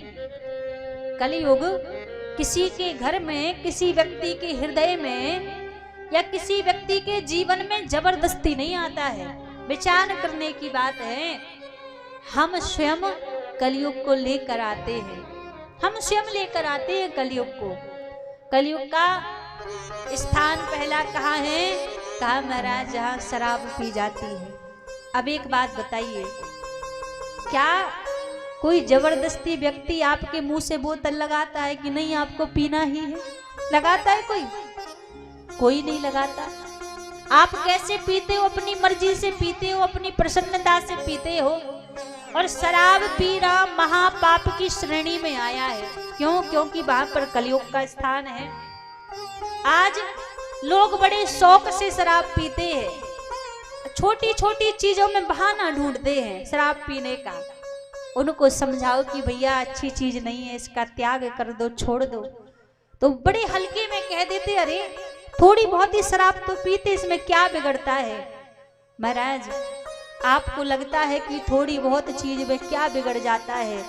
एक शराब पीने वाला व्यक्ति केवल शराब अकेली नहीं पीता है। एक शराब पीने वाला व्यक्ति अपनी आधी सी श्वासों को पी जाता है। यदि उसका 60 साल का जीवन होगा और उसने शराब पीना चालू कर दिया है तो वो 40-50 में ही चला जाएगा, फिर 60 साल जीवित नहीं रह रहा। वो उसको लगता जरूर है कि अरे पीने वालों को ऐसा लगता है कि बड़ा अमृत मिल गया है, इसमें तो अमर हो जाओगे। लेकिन लज्जा आनी चाहिए महाराज। शराब पीने वाला व्यक्ति अपनी आधी सी श्वासों को पी जाता है, अपनी पत्नी के सपनों को पी जाता है, बच्चों के भविष्य को पी जाता है, माता पिता की उम्मीदों को पी जाता है और बड़े हल्के में कहता है कि मैं तो शराब अकेला पी रहा हूं। विचार करो, एक शराबी व्यक्ति के बच्चे का क्या भविष्य होगा? एक शराबी व्यक्ति की पत्नी क्या सपने सजाएगी? एक शराबी व्यक्ति के माता पिता क्या उम्मीद लगाएंगे? जिसको खुद के जीवन की सुध नहीं है वो क्या अपने बच्चों का भविष्य बनाएगा? क्या पत्नी के सपने पूरा करेगा? महाराज लगता जरूर है लोगों को छोटी सी चीज है। और एक बात कहें, लोग कहते हैं ना कि हमने तो संगति में पी लिया, यार दोस्त बैठे थे इसलिए थोड़ी सी पी ली। पर एक बात हम कहें, जो व्यक्ति आज आपको अपने पास बिठाकर शराब पिला रहा है वो वास्तव में आपका मित्र नहीं हो सकता। शराब पिलाने वाला, भैया एक दूसरे को इशारा कर रहे हैं लेकिन बात सच है, शराब पिलाने वाला व्यक्ति उससे बड़ा कोई दूसरा शत्रु नहीं होता है। क्योंकि जो गंदी आदतें जीवन में लगा रहा है, तो विचार कीजिए कैसे जीवन बनेगा। ये छोटी छोटी चीजें ही हैं जो जीवन में परिवर्तन करती हैं। हमारे जो भैया हैं, हम प्रयास करेंगे कि आपका संकल्प करवाया जाए। यदि आपके जीवन में ये चीज है तो आखिरी दिन आपका संकल्प करवाएंगे, हम कह रहे हैं, और फिर आप खुद कहोगे कि जीवन में कितना परिवर्तन आया है। अब दूसरी बात देखो, यदि आपको लग रहा हो कि हम जो बात कह रहे हैं हमारा इसमें कोई स्वार्थ है, हमारा इसमें कोई मतलब है, हमारा इसमें कोई स्वार्थ नहीं, कोई मतलब नहीं। आप त्याग करोगे, जीवन आपका सुंदर बनेगा, भविष्य आपका सुंदर बनेगा। आप जीवन में धारण करके रखोगे तो जीवन आपका बर्बाद होगा, किसी और का कुछ बिगड़ने वाला नहीं है। तो कहते महाराज पहला कलयुग का स्थान है जहां शराब पान की जाती हो, वहां कलयुग निवास करता है। फिर दूसरा स्थान कहा स्त्री सूनहा, जो व्यक्ति अपनी नारी को छोड़कर पर नारी का संग करता हो वहां पर कलयुग का निवास होता है। क्योंकि आजकल देखो माताओं के लिए तो बहुत व्रत बताए हैं, सोमवार का व्रत करो, गुरुवार का व्रत करो, शुक्रवार का व्रत करो, कहीं इतने व्रत आते हैं, छठ का व्रत करो, कहीं तीज का व्रत करो, कई सारे व्रत बताए हैं। क्या पुरुषों के लिए कोई व्रत नहीं है? क्या भैयाओं के लिए कोई व्रत नहीं है? है। शास्त्रों में पुरुषों के लिए केवल मात्र एक व्रत बताया है, 1000 व्रत नहीं बताए उनके लिए, केवल एक व्रत है। और जिस व्यक्ति ने अपने जीवन पर्यंत एक व्रत कर लिया, उसको कोई व्रत करने की आवश्यकता नहीं है। वो व्रत है एक पत्नी व्रत। एक स्त्री को जिसने जीवन पर्यंत धारण करके रखा है, उसके लिए कोई दूसरा व्रत करने की आवश्यकता नहीं है, उसी में उसका कल्याण हो जाएगा। और यही माताओं के लिए भी है। जीवन में सबसे महत्वपूर्ण कोई वस्तु होती है तो हमारा चरित्र होता है, हमारा आचरण होता है। और एक बार चरित्र गिर जाए, एक बार हमारा आचरण गिर जाए तो लाख उसको सवार लो, वो बनने वाला नहीं है। आजकल सेल्फी का जमाना है ना, बात बात पर लोग सेल्फी लेते हैं, फोटो लेते हैं। पर हम आपसे कहें, फोटो कितनी भी सुंदर क्यों ना आ जाए, कितनी भी बढ़िया फोटो क्यों ना निकल जाए, कोई बड़ी बात नहीं है जब तक चरित्र बढ़िया ना छपे, जब तक चरित्र बढ़िया ना बने। फोटो सुंदर आए या ना आए, अपने चरित्र को सुंदर बना लो तो भगवान की नजरों में आपकी फोटो छप जाएगी। तो जीवन में हमारा चरित्र सुंदर होना चाहिए। दूसरी चीज कही, दूसरा स्थान कि जो पर नारी का संग करता है वहां पर कलयुग निवास करता है।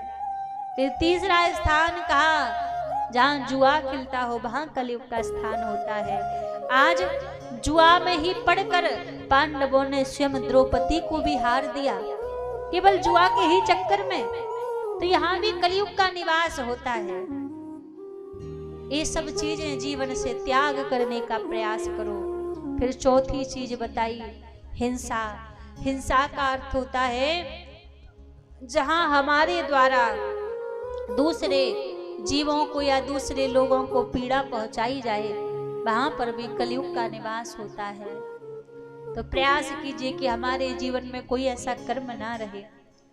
अब कलयुग कहने लगा राजा परीक्षित से कि एक और कोई बढ़िया स्थान दे दो। तो राजा परीक्षित के मुख से निकला कि जाओ जाकर सोने में निवास करो। अब कहते हैं सोने में तो भगवान का भी निवास होता है, पर संत कहते हैं कि जो सोना मेहनत और ईमानदारी से कमाया जाए उसमें भगवान का निवास होता है, और जो छल कपट से कमाया जाए उसमें कलयुग का निवास होता है। आज कलयुग राजा परीक्षित के मुकुट पर बैठ गया, बुद्धि बिगाड़ दी। समीक ऋषि के आश्रम में राजा परीक्षित गए, मरा हुआ सर्प पड़ा था, वो उठाकर समीक ऋषि के गले में डाल दिया और वहां से आ गए। समीक ऋषि के पुत्र श्रृंगी ऋषि ने देखा तो श्राप दे दिया कि जिसने भी मेरे पिता के गले में ये मरा हुआ सर्प डाला है, आज से 7वें दिन तक्षप नाम के सर्प के काटने से उसकी मृत्यु हो जाए। जब पता चला राजा परीक्षित को कि मुझे 7 दिन में मरने का श्राप लगा है, सारा राजपाट छोड़कर वन में आ गए और वन में आकर बड़े बड़े संतों के पास बैठकर एक ही प्रश्न करते हैं कि मरने वाले व्यक्ति को क्या करना चाहिए। कोई संत कहते हैं तप करना चाहिए, कोई कहते हैं ध्यान लगाना चाहिए, कोई कहते हैं नियम संयम साधना से रहना चाहिए। सबने अलग अलग उपाय बताए। लेकिन एक बात बताओ, क्या तपस्या करने का समय है राजा परीक्षित के पास में? नहीं है। क्या ध्यान लगाने का समय है? नहीं है। क्या साधना करने का समय है? नहीं है। केवल मात्र 7 दिन है, और 7 दिन में ये बड़ी बड़ी चीजें हैं। हजारों संत बैठे थे, उन्हीं संतों के बीच में 16 वर्षीय सुखदेव जी महाराज का आगमन हुआ, और सुखदेव जी को देखकर सारे संत खड़े हो गए। और जैसे सभी संत खड़े हुए, राजा परीक्षित समझ गए कि अब तो महाराज इनके ही चरणों को पकड़ लो, सो ही कल्याण हो जाएगा। क्योंकि दिखने में भले ही छोटे से बालक हैं, पर ये कोई साधारण नहीं है। और हम सभी के बीच में श्री प्रहलाद जी महाराज का आगमन हो रहा है। आज बड़ा सुंदर नरसिंह देव भगवान का अवतार हम सभी के बीच में होगा। प्रहलाद जी महाराज जिस प्रकार भगवान का भजन करते और कैसे कैसे हिरण्यकश्यपु ने प्रहलाद जी महाराज को पीड़ा दी, परेशान किया, आज वो सारी लीला का हम सभी यहाँ पर आज दर्शन करेंगे। और कल भी बड़ी सुंदर सुंदर लीलाओं का कल भी हम दर्शन करेंगे। कल भगवान का प्रागट उत्सव है, भगवान का जन्म उत्सव भी कल मनाया जाएगा। तो कुछ ही देर में हिरण्यकश्यपु श्री प्रहलाद जी महाराज से मिलने के लिए विद्यालय में आते हैं। प्रहलाद जी महाराज विद्यालय में विद्या अध्ययन करने के लिए आते हैं, लेकिन प्रहलाद जी महाराज भगवान नारायण के भक्त हैं। और जो प्रहलाद जी के पिताजी हैं हिरण्यकश्यपु, वो भगवान नारायण को अपना दुश्मन मानते हैं, अपना शत्रु मानते हैं। और प्रहलाद जी की लगन लगी है भगवान की भक्ति में। और हिरण्यकश्यपु को जब ये बात पता लगी कि मेरा पुत्र प्रहलाद तो भगवान नारायण का नाम गाता है, तो प्रहलाद को डरा धमका के उनको प्रयास करते हैं कि नारायण की भक्ति छोड़ दे। ये बड़ी सुंदर लीला का हम आज यहाँ पर दर्शन करेंगे। कुछ ही क्षणों में ये बड़ी सुंदर दिव्य लीला हम सभी यहाँ पर देखेंगे। कैसे हिरण्यकश्यपु ने कितने दुख श्री प्रहलाद जी महाराज को दिए हैं। लोग कहते हैं ना कि हम भक्ति करते हैं तो दुख मिलता है। जितना दुख जितना कष्ट श्री प्रहलाद जी महाराज के जीवन में था, इतना दुख और कष्ट हम आप सभी को कभी नहीं मिल सकता। तो इस बड़ी सुंदर दिव्य लीला को हम सभी दर्शन करेंगे, देखेंगे। ओ भज नारायण भज नारायण भज नारायण भज नारायण भज नारायण भज नारायण भज नारायण भज नारायण भज नारायण का नाम रे, भज नारायण का नाम रे, भज नारायण का नाम रे, भज नारायण का नाम रे। ओ नारायण के नाम बिना नहीं आवे कोई काम, नारायण का नाम रे। ओ नारायण के नाम बिना नहीं आवे कोई काम रे। भज नारायण भज नारायण भज नारायण भज नारायण भज नारायण भज नारायण भज नारायण भज नारायण। बंद करो ये लड़का बाजा, मुझको नहीं सुहाता है ये सारंगी का सारंग, हमारे मन को मृदंग बनाता है।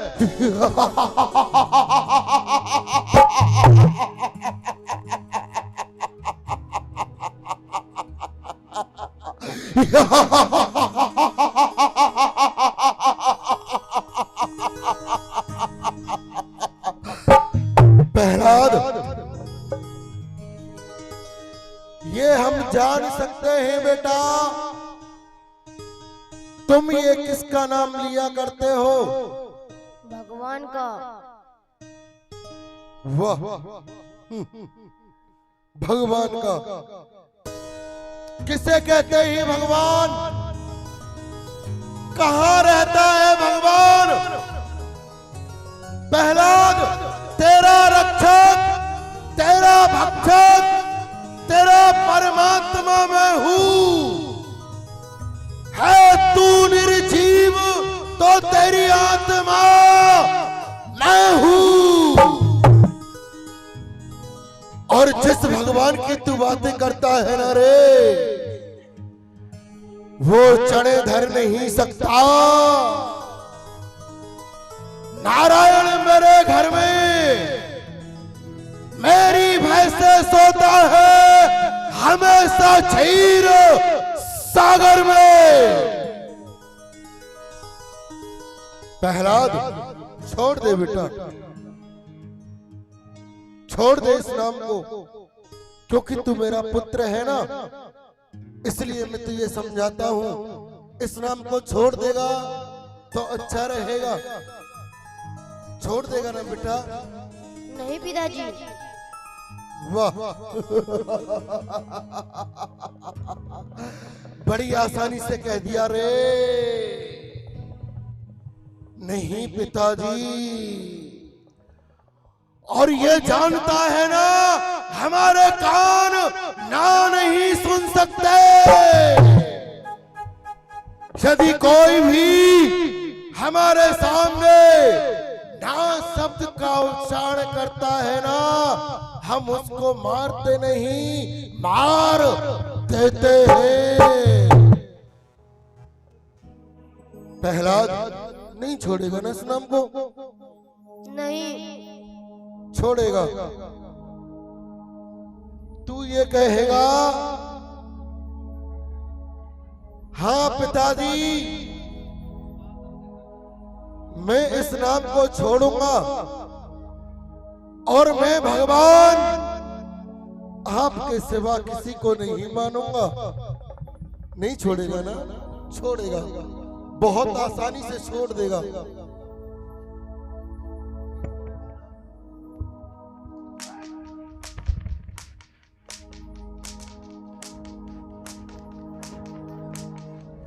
बोल प्रहलाद जी महाराज की, प्रहलाद जी महाराज की, प्रहलाद जी महाराज की।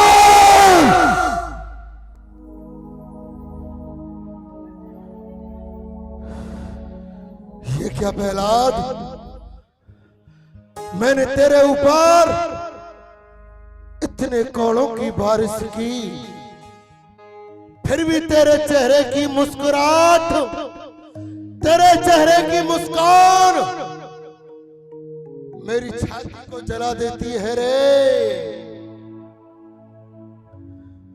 प्रहलाद एक बात मैं तुझसे पूछना चाहता हूं, जिस भगवान के लिए तूने इतने कष्ट सहन किए हैं, वो तेरा भगवान कहां रहता है? क्योंकि मैंने तुझे अग्नि में जलवाया अपनी बहन ढूंढा के द्वारा, जिसका कि नाम होलिका पड़ गया। तू वहां से भी बचकर के आ गया। मैंने तुझे पहाड़ की चोटी से गिराया, तू वहां से भी बचकर के आ गया। मैंने तेरे ऊपर इतने कोड़ों की बारिश की, फिर भी तू मुस्कुराता रहा। बता प्रहलाद, वो तेरा भगवान कहां रहता है? क्या तेरा भगवान तेरे अंदर है? हाँ, मानता हूं तेरा भगवान तेरे अंदर अवश्य ही होगा, क्योंकि तूने इतने कष्ट जो सहन किए हैं।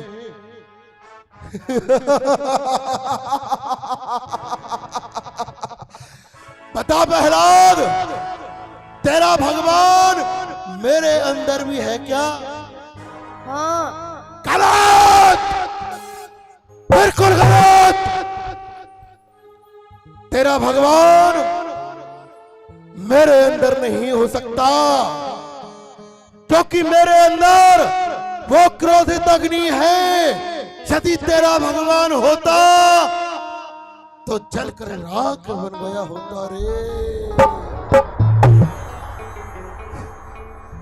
प्रहलाद देखता है ना, ये खम्मा तेरे लिए अग्नि से लाल करा दिया गया है। बता, तेरा भगवान इस खम्भे में भी है? हाँ। बड़ी आसानी से कह देता है हाँ, और कहते हैं जहां भक्त की हाँ और भगवान आएगा वहां। यदि तेरा विश्वास इस खम्भे के अंदर भगवान को मान लेता है, तो तुझे बाद में पहले तेरे भगवान को देख लेता हूं मैं। कैसा लगता है वो तेरा भगवान?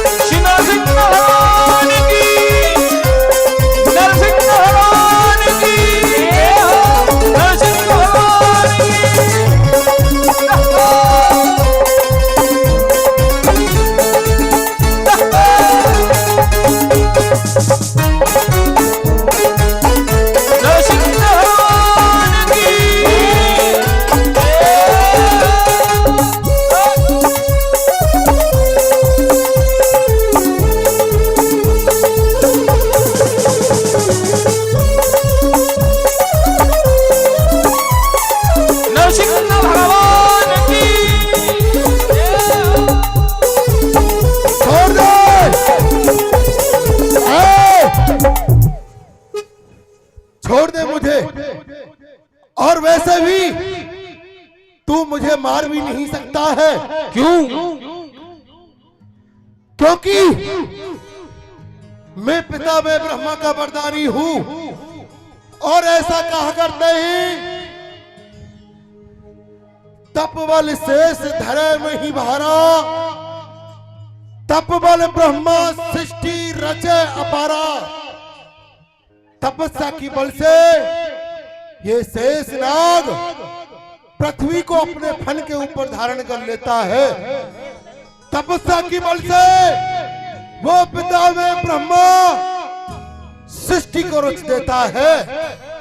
तो मैंने भी तपस्या की थी और मैं तुझे बताता हूं मेरे वरदान क्या क्या थे। देख, मेरा वरदान गिनते जाना। 12 महीने ना मरू दिन रैन, ये वरदान मुझे मिला था, मैं गया था बरलैन। सबसे पहला वरदान, मेरी मृत्यु ब्रह्मा के बनाए हुए 12 महीनों में से किसी महीने में नहीं हो सकती है। तो ये कौन सा महीना बना दिया है तूने? तो देख, ये तुम्हारे लिए अलग से 13वां महीना बनाया गया है, जिसे अधिक मास कहा गया है। क्या कहा? अधिक मास। ये तूने मेरे लिए 13वां महीना बना दिया, फिर भी तू मुझे नहीं मार सकता, क्योंकि मेरी मृत्यु ना दिन में हो सकती है ना रात्रि में। तो ले देख, ना ही रात्रि है और ना ही दिन है, ये दोनों संध्या का मिलन है। ये दोनों ही समय आज उसी समय मिल रहे हैं। तो इस समय ना तो रात है और ना ही दिन है। फिर भी तुम मुझे नहीं मार पाएगा, क्योंकि मेरी मृत्यु ना जमीन पर होगी ना आसमान में। हे हिरण्यकश्यप, बड़े ध्यान से देख, न तू जमीन पे है और न ही आसमान पे, तू मेरी जंगाओं पे पड़ा हुआ है। हाँ, मैं तेरी जंगाओं पर हूँ, फिर भी तू मुझे नहीं मार सकता, क्योंकि मेरी मृत्यु ना घर के अंदर होगी ना घर के बाहर। ना ही तू घर के अंदर है और ना ही घर के बाहर, तू घर के और अंदर और तो बाहर के बीच में चौखट पर बैठा हुआ है। एक सबसे बड़ा वरदान मेरा यह है, मेरी मृत्यु ना किसी नर से होगी ना सिंह से। तो ध्यान से देख हिरण्यकश्यप, न ही मैं नर हूँ न ही सिंह हूँ, मैं नरसिंह हूँ। क्या कहा?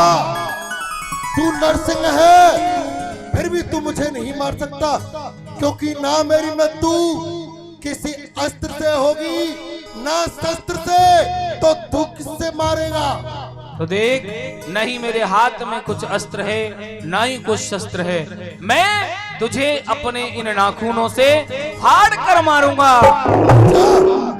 तो तूने मेरे सारे वरदान पूरे कर दिए। सुनो विष्णु, मुझे तुझ पर भी यकीन और मौत पर भी इतबार है। दोनों में से आके कोई तो मिले मुझे तो दोनों का इंतजार है। छोड़ दे, मार दे, छोड़ दे। नरसिंह भगवान की, नरसिंह भगवान की। हे नारायण हरि नारायण, नारायण हरि नारायण, हे नारायण हरि नारायण, नारायण हरि नारायण, ओ नारायण हरि नारायण, नारायण हरि नारायण, हे नारायण हरि नारायण, नारायण हरि नारायण, हे नारायण हरि नारायण, नारायण हरि नारायण, हे नारायण हरि नारायण।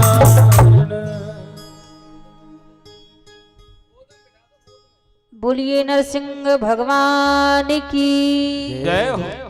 बड़ी सुंदर हम सभी ने भगवान नरसिंह देव के अवतार की लीला का दर्शन किया कि किस प्रकार प्रहलाद जी महाराज की रक्षा करने के लिए खंबे को फाड़ कर नरसिंह देव भगवान प्रकट होते हैं। और बड़ी सुंदर वही छवि आज हम सबके बीच में है और हम सभी को पूजन करने का ये परम सौभाग्य मिलेगा। सबसे पहले हमारे प्रतीक भैया आएंगे और समिति के सभी सदस्य एक एक करके आएंगे और नरसिंह भगवान का और श्री प्रहलाद जी महाराज का पूजन करेंगे। उसके बाद जिनका भी भाव हो नरसिंह भगवान का पूजन करने का, तो एक एक करके सभी आकर नरसिंह भगवान का पूजन कर सकते हैं, क्योंकि नरसिंह भगवान का जो अवतार है वो भक्तों के कष्टों को दूर करने के लिए भगवान ने नरसिंह अवतार धारण किया था।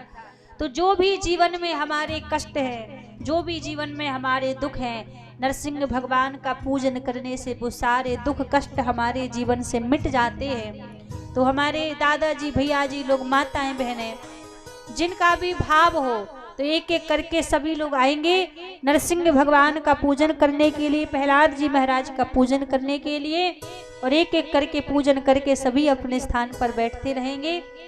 और कल भी बड़ी सुंदर लीला का हम सभी दर्शन करेंगे।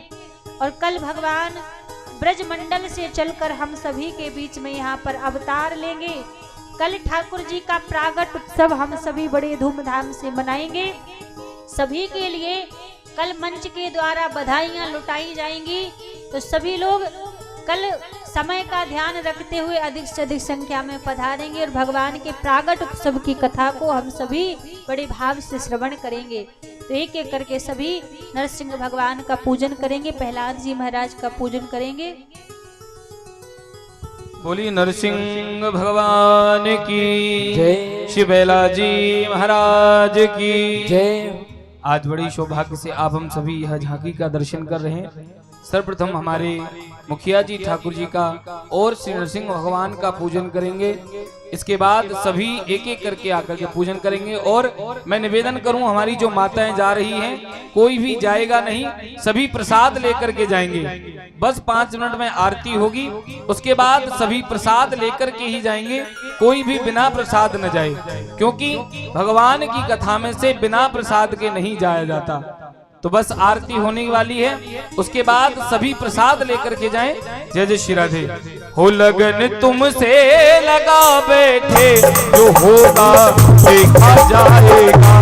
लगन तुमसे लगा बैठे, जो होगा देखा जाएगा।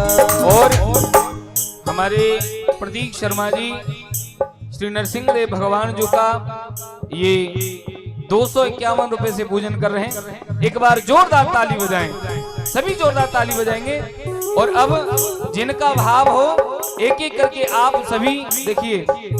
इसके बाद सभी आप हम सभी थोड़ी देर उत्सव का आनंद लेंगे। जिनका मन हो पूजन का वो एक एक करके शीघ्र शीघ्र आएंगे।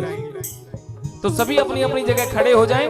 खड़े होकर के बस जिन्हें पूजन करना है वो पूजन करें, आप हम सभी आनंद लेंगे। सभी खड़े हो जाएं अपनी जगह, सभी खड़े हो जाएंगे। हाँ, और जो हमारे ये प्रहलाद जी बने हैं, हमारे मुखिया जी के ही सुपुत्र हैं। तो जिनका भी भगवान श्री नरसिंह देव जी का पूजन करना है, एक एक करके पूजन करेंगे। हमारे सदाशिव जी ये भी 100 रुपए से पूजन कर रहे हैं। ठाकुर जी कृपा करें। एक बार सभी दोनों हाथ उठा के कहिए, जिनकी लगन भगवान से लगी है और जिन्हें पूजन करना है वो एक एक करके आते रहेंगे और पूजन करते रहेंगे। लगन हरि से लगा बैठे, जो होगा देखा जाएगा। लगन हरि से लगा बैठे, जो होगा देखा जाएगा। रन तुमसे लगा बैठे, जो होगा देखा जाएगा। जो होगा देखा जाएगा, जो होगा सोचा जाएगा। जो होगा देखा जाएगा, जो होगा सोचा जाएगा।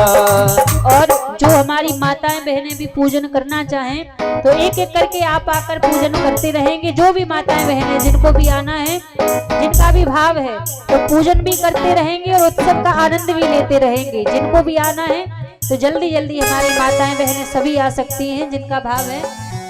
और देखिए कोई भी शर्माए नहीं, क्योंकि जो आप यहाँ दान दे रहे हैं वो सब जाकर के वृंदावन में ठाकुर जी की सेवा में लगना है। तो जो भी आपका ये दान है एक भी पैसा व्यर्थ नहीं जाएगा। कहा गया है तुलसी पंछिन के पिए घटे न सरता नीर, और दान दिए धनढ़ा घटे जो सहाय रघुवीर। जब ठाकुर जी की कृपा होती है तो दान देने में कभी कमी नहीं आती। दोनों हाथ उठा करके कहिए सभी मस्ती में झूमते हुए, तुम्हें अपना बना बैठे, तुम्हें अपना बैठे, जो होगा देखा जाएगा, लगन हरि से लगा बैठे, जो होगा देखा जाएगा।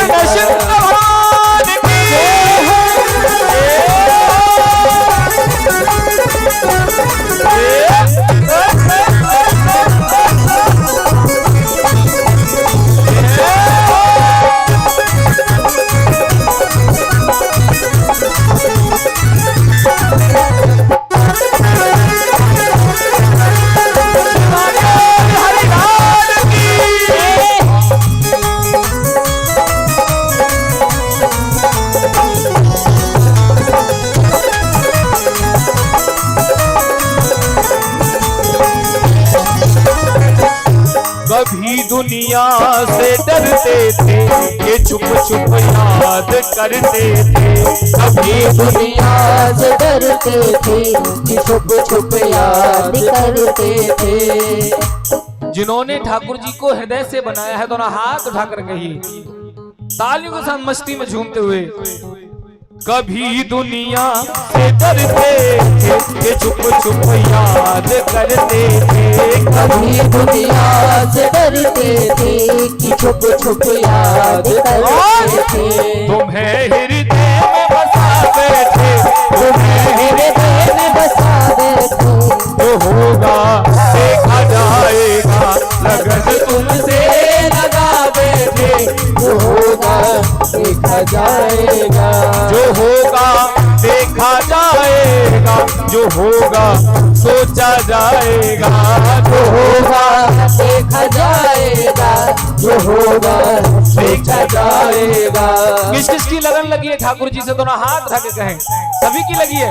लगन हरि से लगा बैठे, लगन तुमसे लगा बैठे, जो होगा देखा जाएगा, लगन हरि से लगा बैठे, जो होगा देखा जाएगा। ये लगन तुमसे लगा बैठे, जो होगा देखा जाएगा, लगन हरि से लगा बैठे, जो होगा देखा जाएगा। और जिनकी लगन लगी है दोनों हाथ उठाकर कहेंगे, दोनों हाथ लगे, जय राधे राधे, जय राधे राधे, जय राधे राधे, जय राधे राधे, जय राधे राधे, जय राधे राधे, जय राधे राधे, राधे राधे, जय राधे राधे, राधे राधे, राधे राधे, राधे राधे। ऐसे नहीं, पीछे तक दोनों हाथ उठाकर बोलेंगे, सभी दोनों हाथ उठाकर पीछे तक, जय राधे राधे, जय राधे राधे, जय राधे राधे, जय राधे राधे, राधे राधे, राधे राधे, राधे राधे। लगन हरि से लगा बैठे, जो होगा देखा जाएगा, लगन हरि से लगा बैठे, जो होगा देखा जाएगा। दीवाने बन गए तेरे, तो अब दुनिया से क्या लेना। दीवाने बन गए तेरे, तो अब दुनिया से क्या लेना। ओ दीवाने बन गए तेरे, तो अब दुनिया से क्या लेना। दीवाने बन गए तेरे, तो अब दुनिया से क्या लेना। कौन कौन दीवाना हुआ है ठाकुर जी का दोनों हाथ उठा के कहें, जो दीवाने हैं मस्ती में झूम कर कहें, शर्म अब बेच खा बैठे, शर्म अब बेच खा बैठे, जो होगा देखा जाएगा, लगन हरि से लगा बैठे, जो होगा देखा जाएगा। लगन तुमसे लगा बैठे, जो होगा देखा जाएगा, लगन तुमसे लगा बैठे, जो होगा देखा जाएगा। अब आप हम सभी आरती की तरफ चलते हैं। ताऊ दादा आरती लेकर के आएंगे। उससे पहले दोनों हाथ उठा करके सभी दोनों हाथ उठा के राधा नाम लेंगे। ओ राधा राधा राधा राधा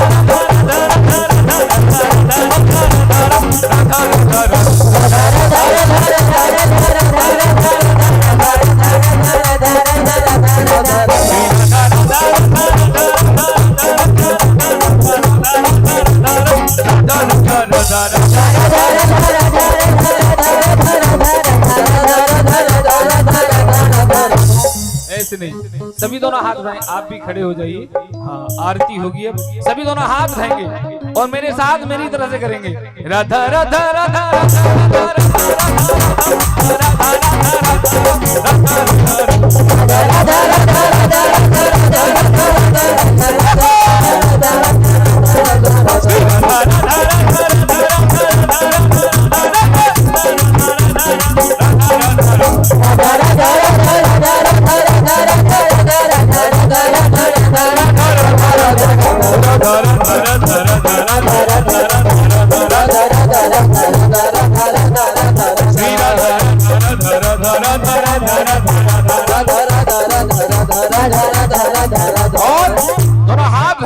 जय राधे राधे राधे राधे जय राधे राधे जय राधे राधे जय राधे राधे जय राधे राधे राधे राधे राधे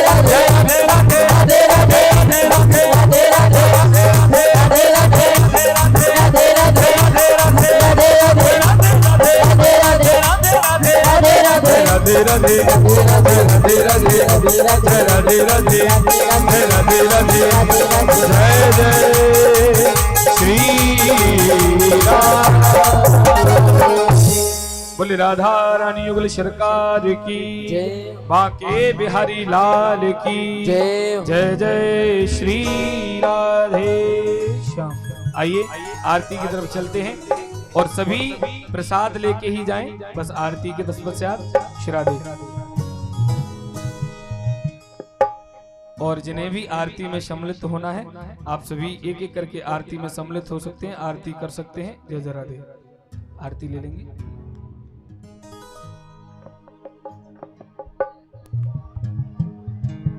बोली राधा रानी युगल सरकार की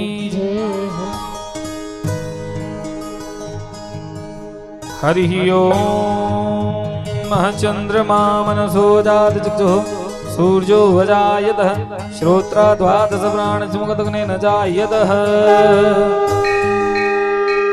श्री बांके बिहारी तेरी आरती गाऊं, बांके बिहारी तेरी आरती गाऊं, आहे गिरधर तेरी आरती गाऊं, गिरधर तेरी आरती गाऊं, आरती गाऊं तुमको मनाऊं, आरती गाऊं तुमको मनाऊं, तेरा गुण गाऊं, तुमको मनाऊं तेरा गुण गाऊं। श्री बांके बिहारी तेरी आरती गाऊं, बांके बिहारी तेरी आरती गाऊं, मोर मुकुट तेरे शीश पे सोहे, और मुकुट तेरे शीश पे सोहे, बिहारी बंसी मेरो मन मोहे, बिहारी बंसी मेरो मन मोहे, या बंसी पे भले भले जाऊं, आके बिहारी तेरी आरती गाऊं। हे चरणों से निकली गंगा प्यारी, चरणों से निकली गंगा प्यारी, पिछले सारी दुनिया तारी, इसने सारी दुनिया तारी, मैं उन चरणों में शीश नवाऊं, आके बिहारी तेरी आरती गाऊं। हे संग सोहे वृषभानु दुलारी, सोहे वृषभानु दुलारी, ललिता विशाखा सखियां प्यारी, ललिता विशाखा सखियां प्यारी, ओ संग सोहे वृषभानु दुलारी, सखी सोहे वृषधर दुलारी ललिता विशाखा सखिया प्यारी ललिता विशाखा सखिया प्यारी मैं बात सदा वृंदावन पाऊं बागे बिहारी तेरी आरती गाऊं जय कर्पूर गौरम करुणावतार संसार सारम सदा वसतम हृदयारविंदे भवं भवानी भवानी त्वमेव माता पिता त्वमेव त्वमेव बन्धुः सखा त्वमेव विद्या विवृणं त्वमेव त्वमेव सर्वं मम देवदेव त्वमेव सर्वं मम देवदेव त्वमेव सर्वं मम देवदेव। एक बार पुनः दोनों हाथ उठा के महामंत्र बोलेंगे, उसके बाद आज की कथा यहीं विश्राम करेंगे। सभी दोनों हाथ उठाएं, सभी दोनों हाथ उठाकर महामंत्र बोलें। हो हरे कृष्णा कृष्ण कृष्णा हरे हरे हरे राम राम राम हरे हरे ओ हरे कृष्ण कृष्ण कृष्ण हरे हरे राम हरे राम राम राम ओ हरे कृष्ण कृष्ण कृष्ण हरे हरे राम हरे राम दोनों हाथ रखे हरे कृष्णा कृष्ण कृष्ण हरे हरे राम राम राम राम हरे हरे हे हरे कृष्णा कृष्ण कृष्ण हरे हरे हरे राम राम राम हरे बोले भागवत महापुराण की जय। शिव वृंदावन बिहारी लाल की जय हो। जय जय श्री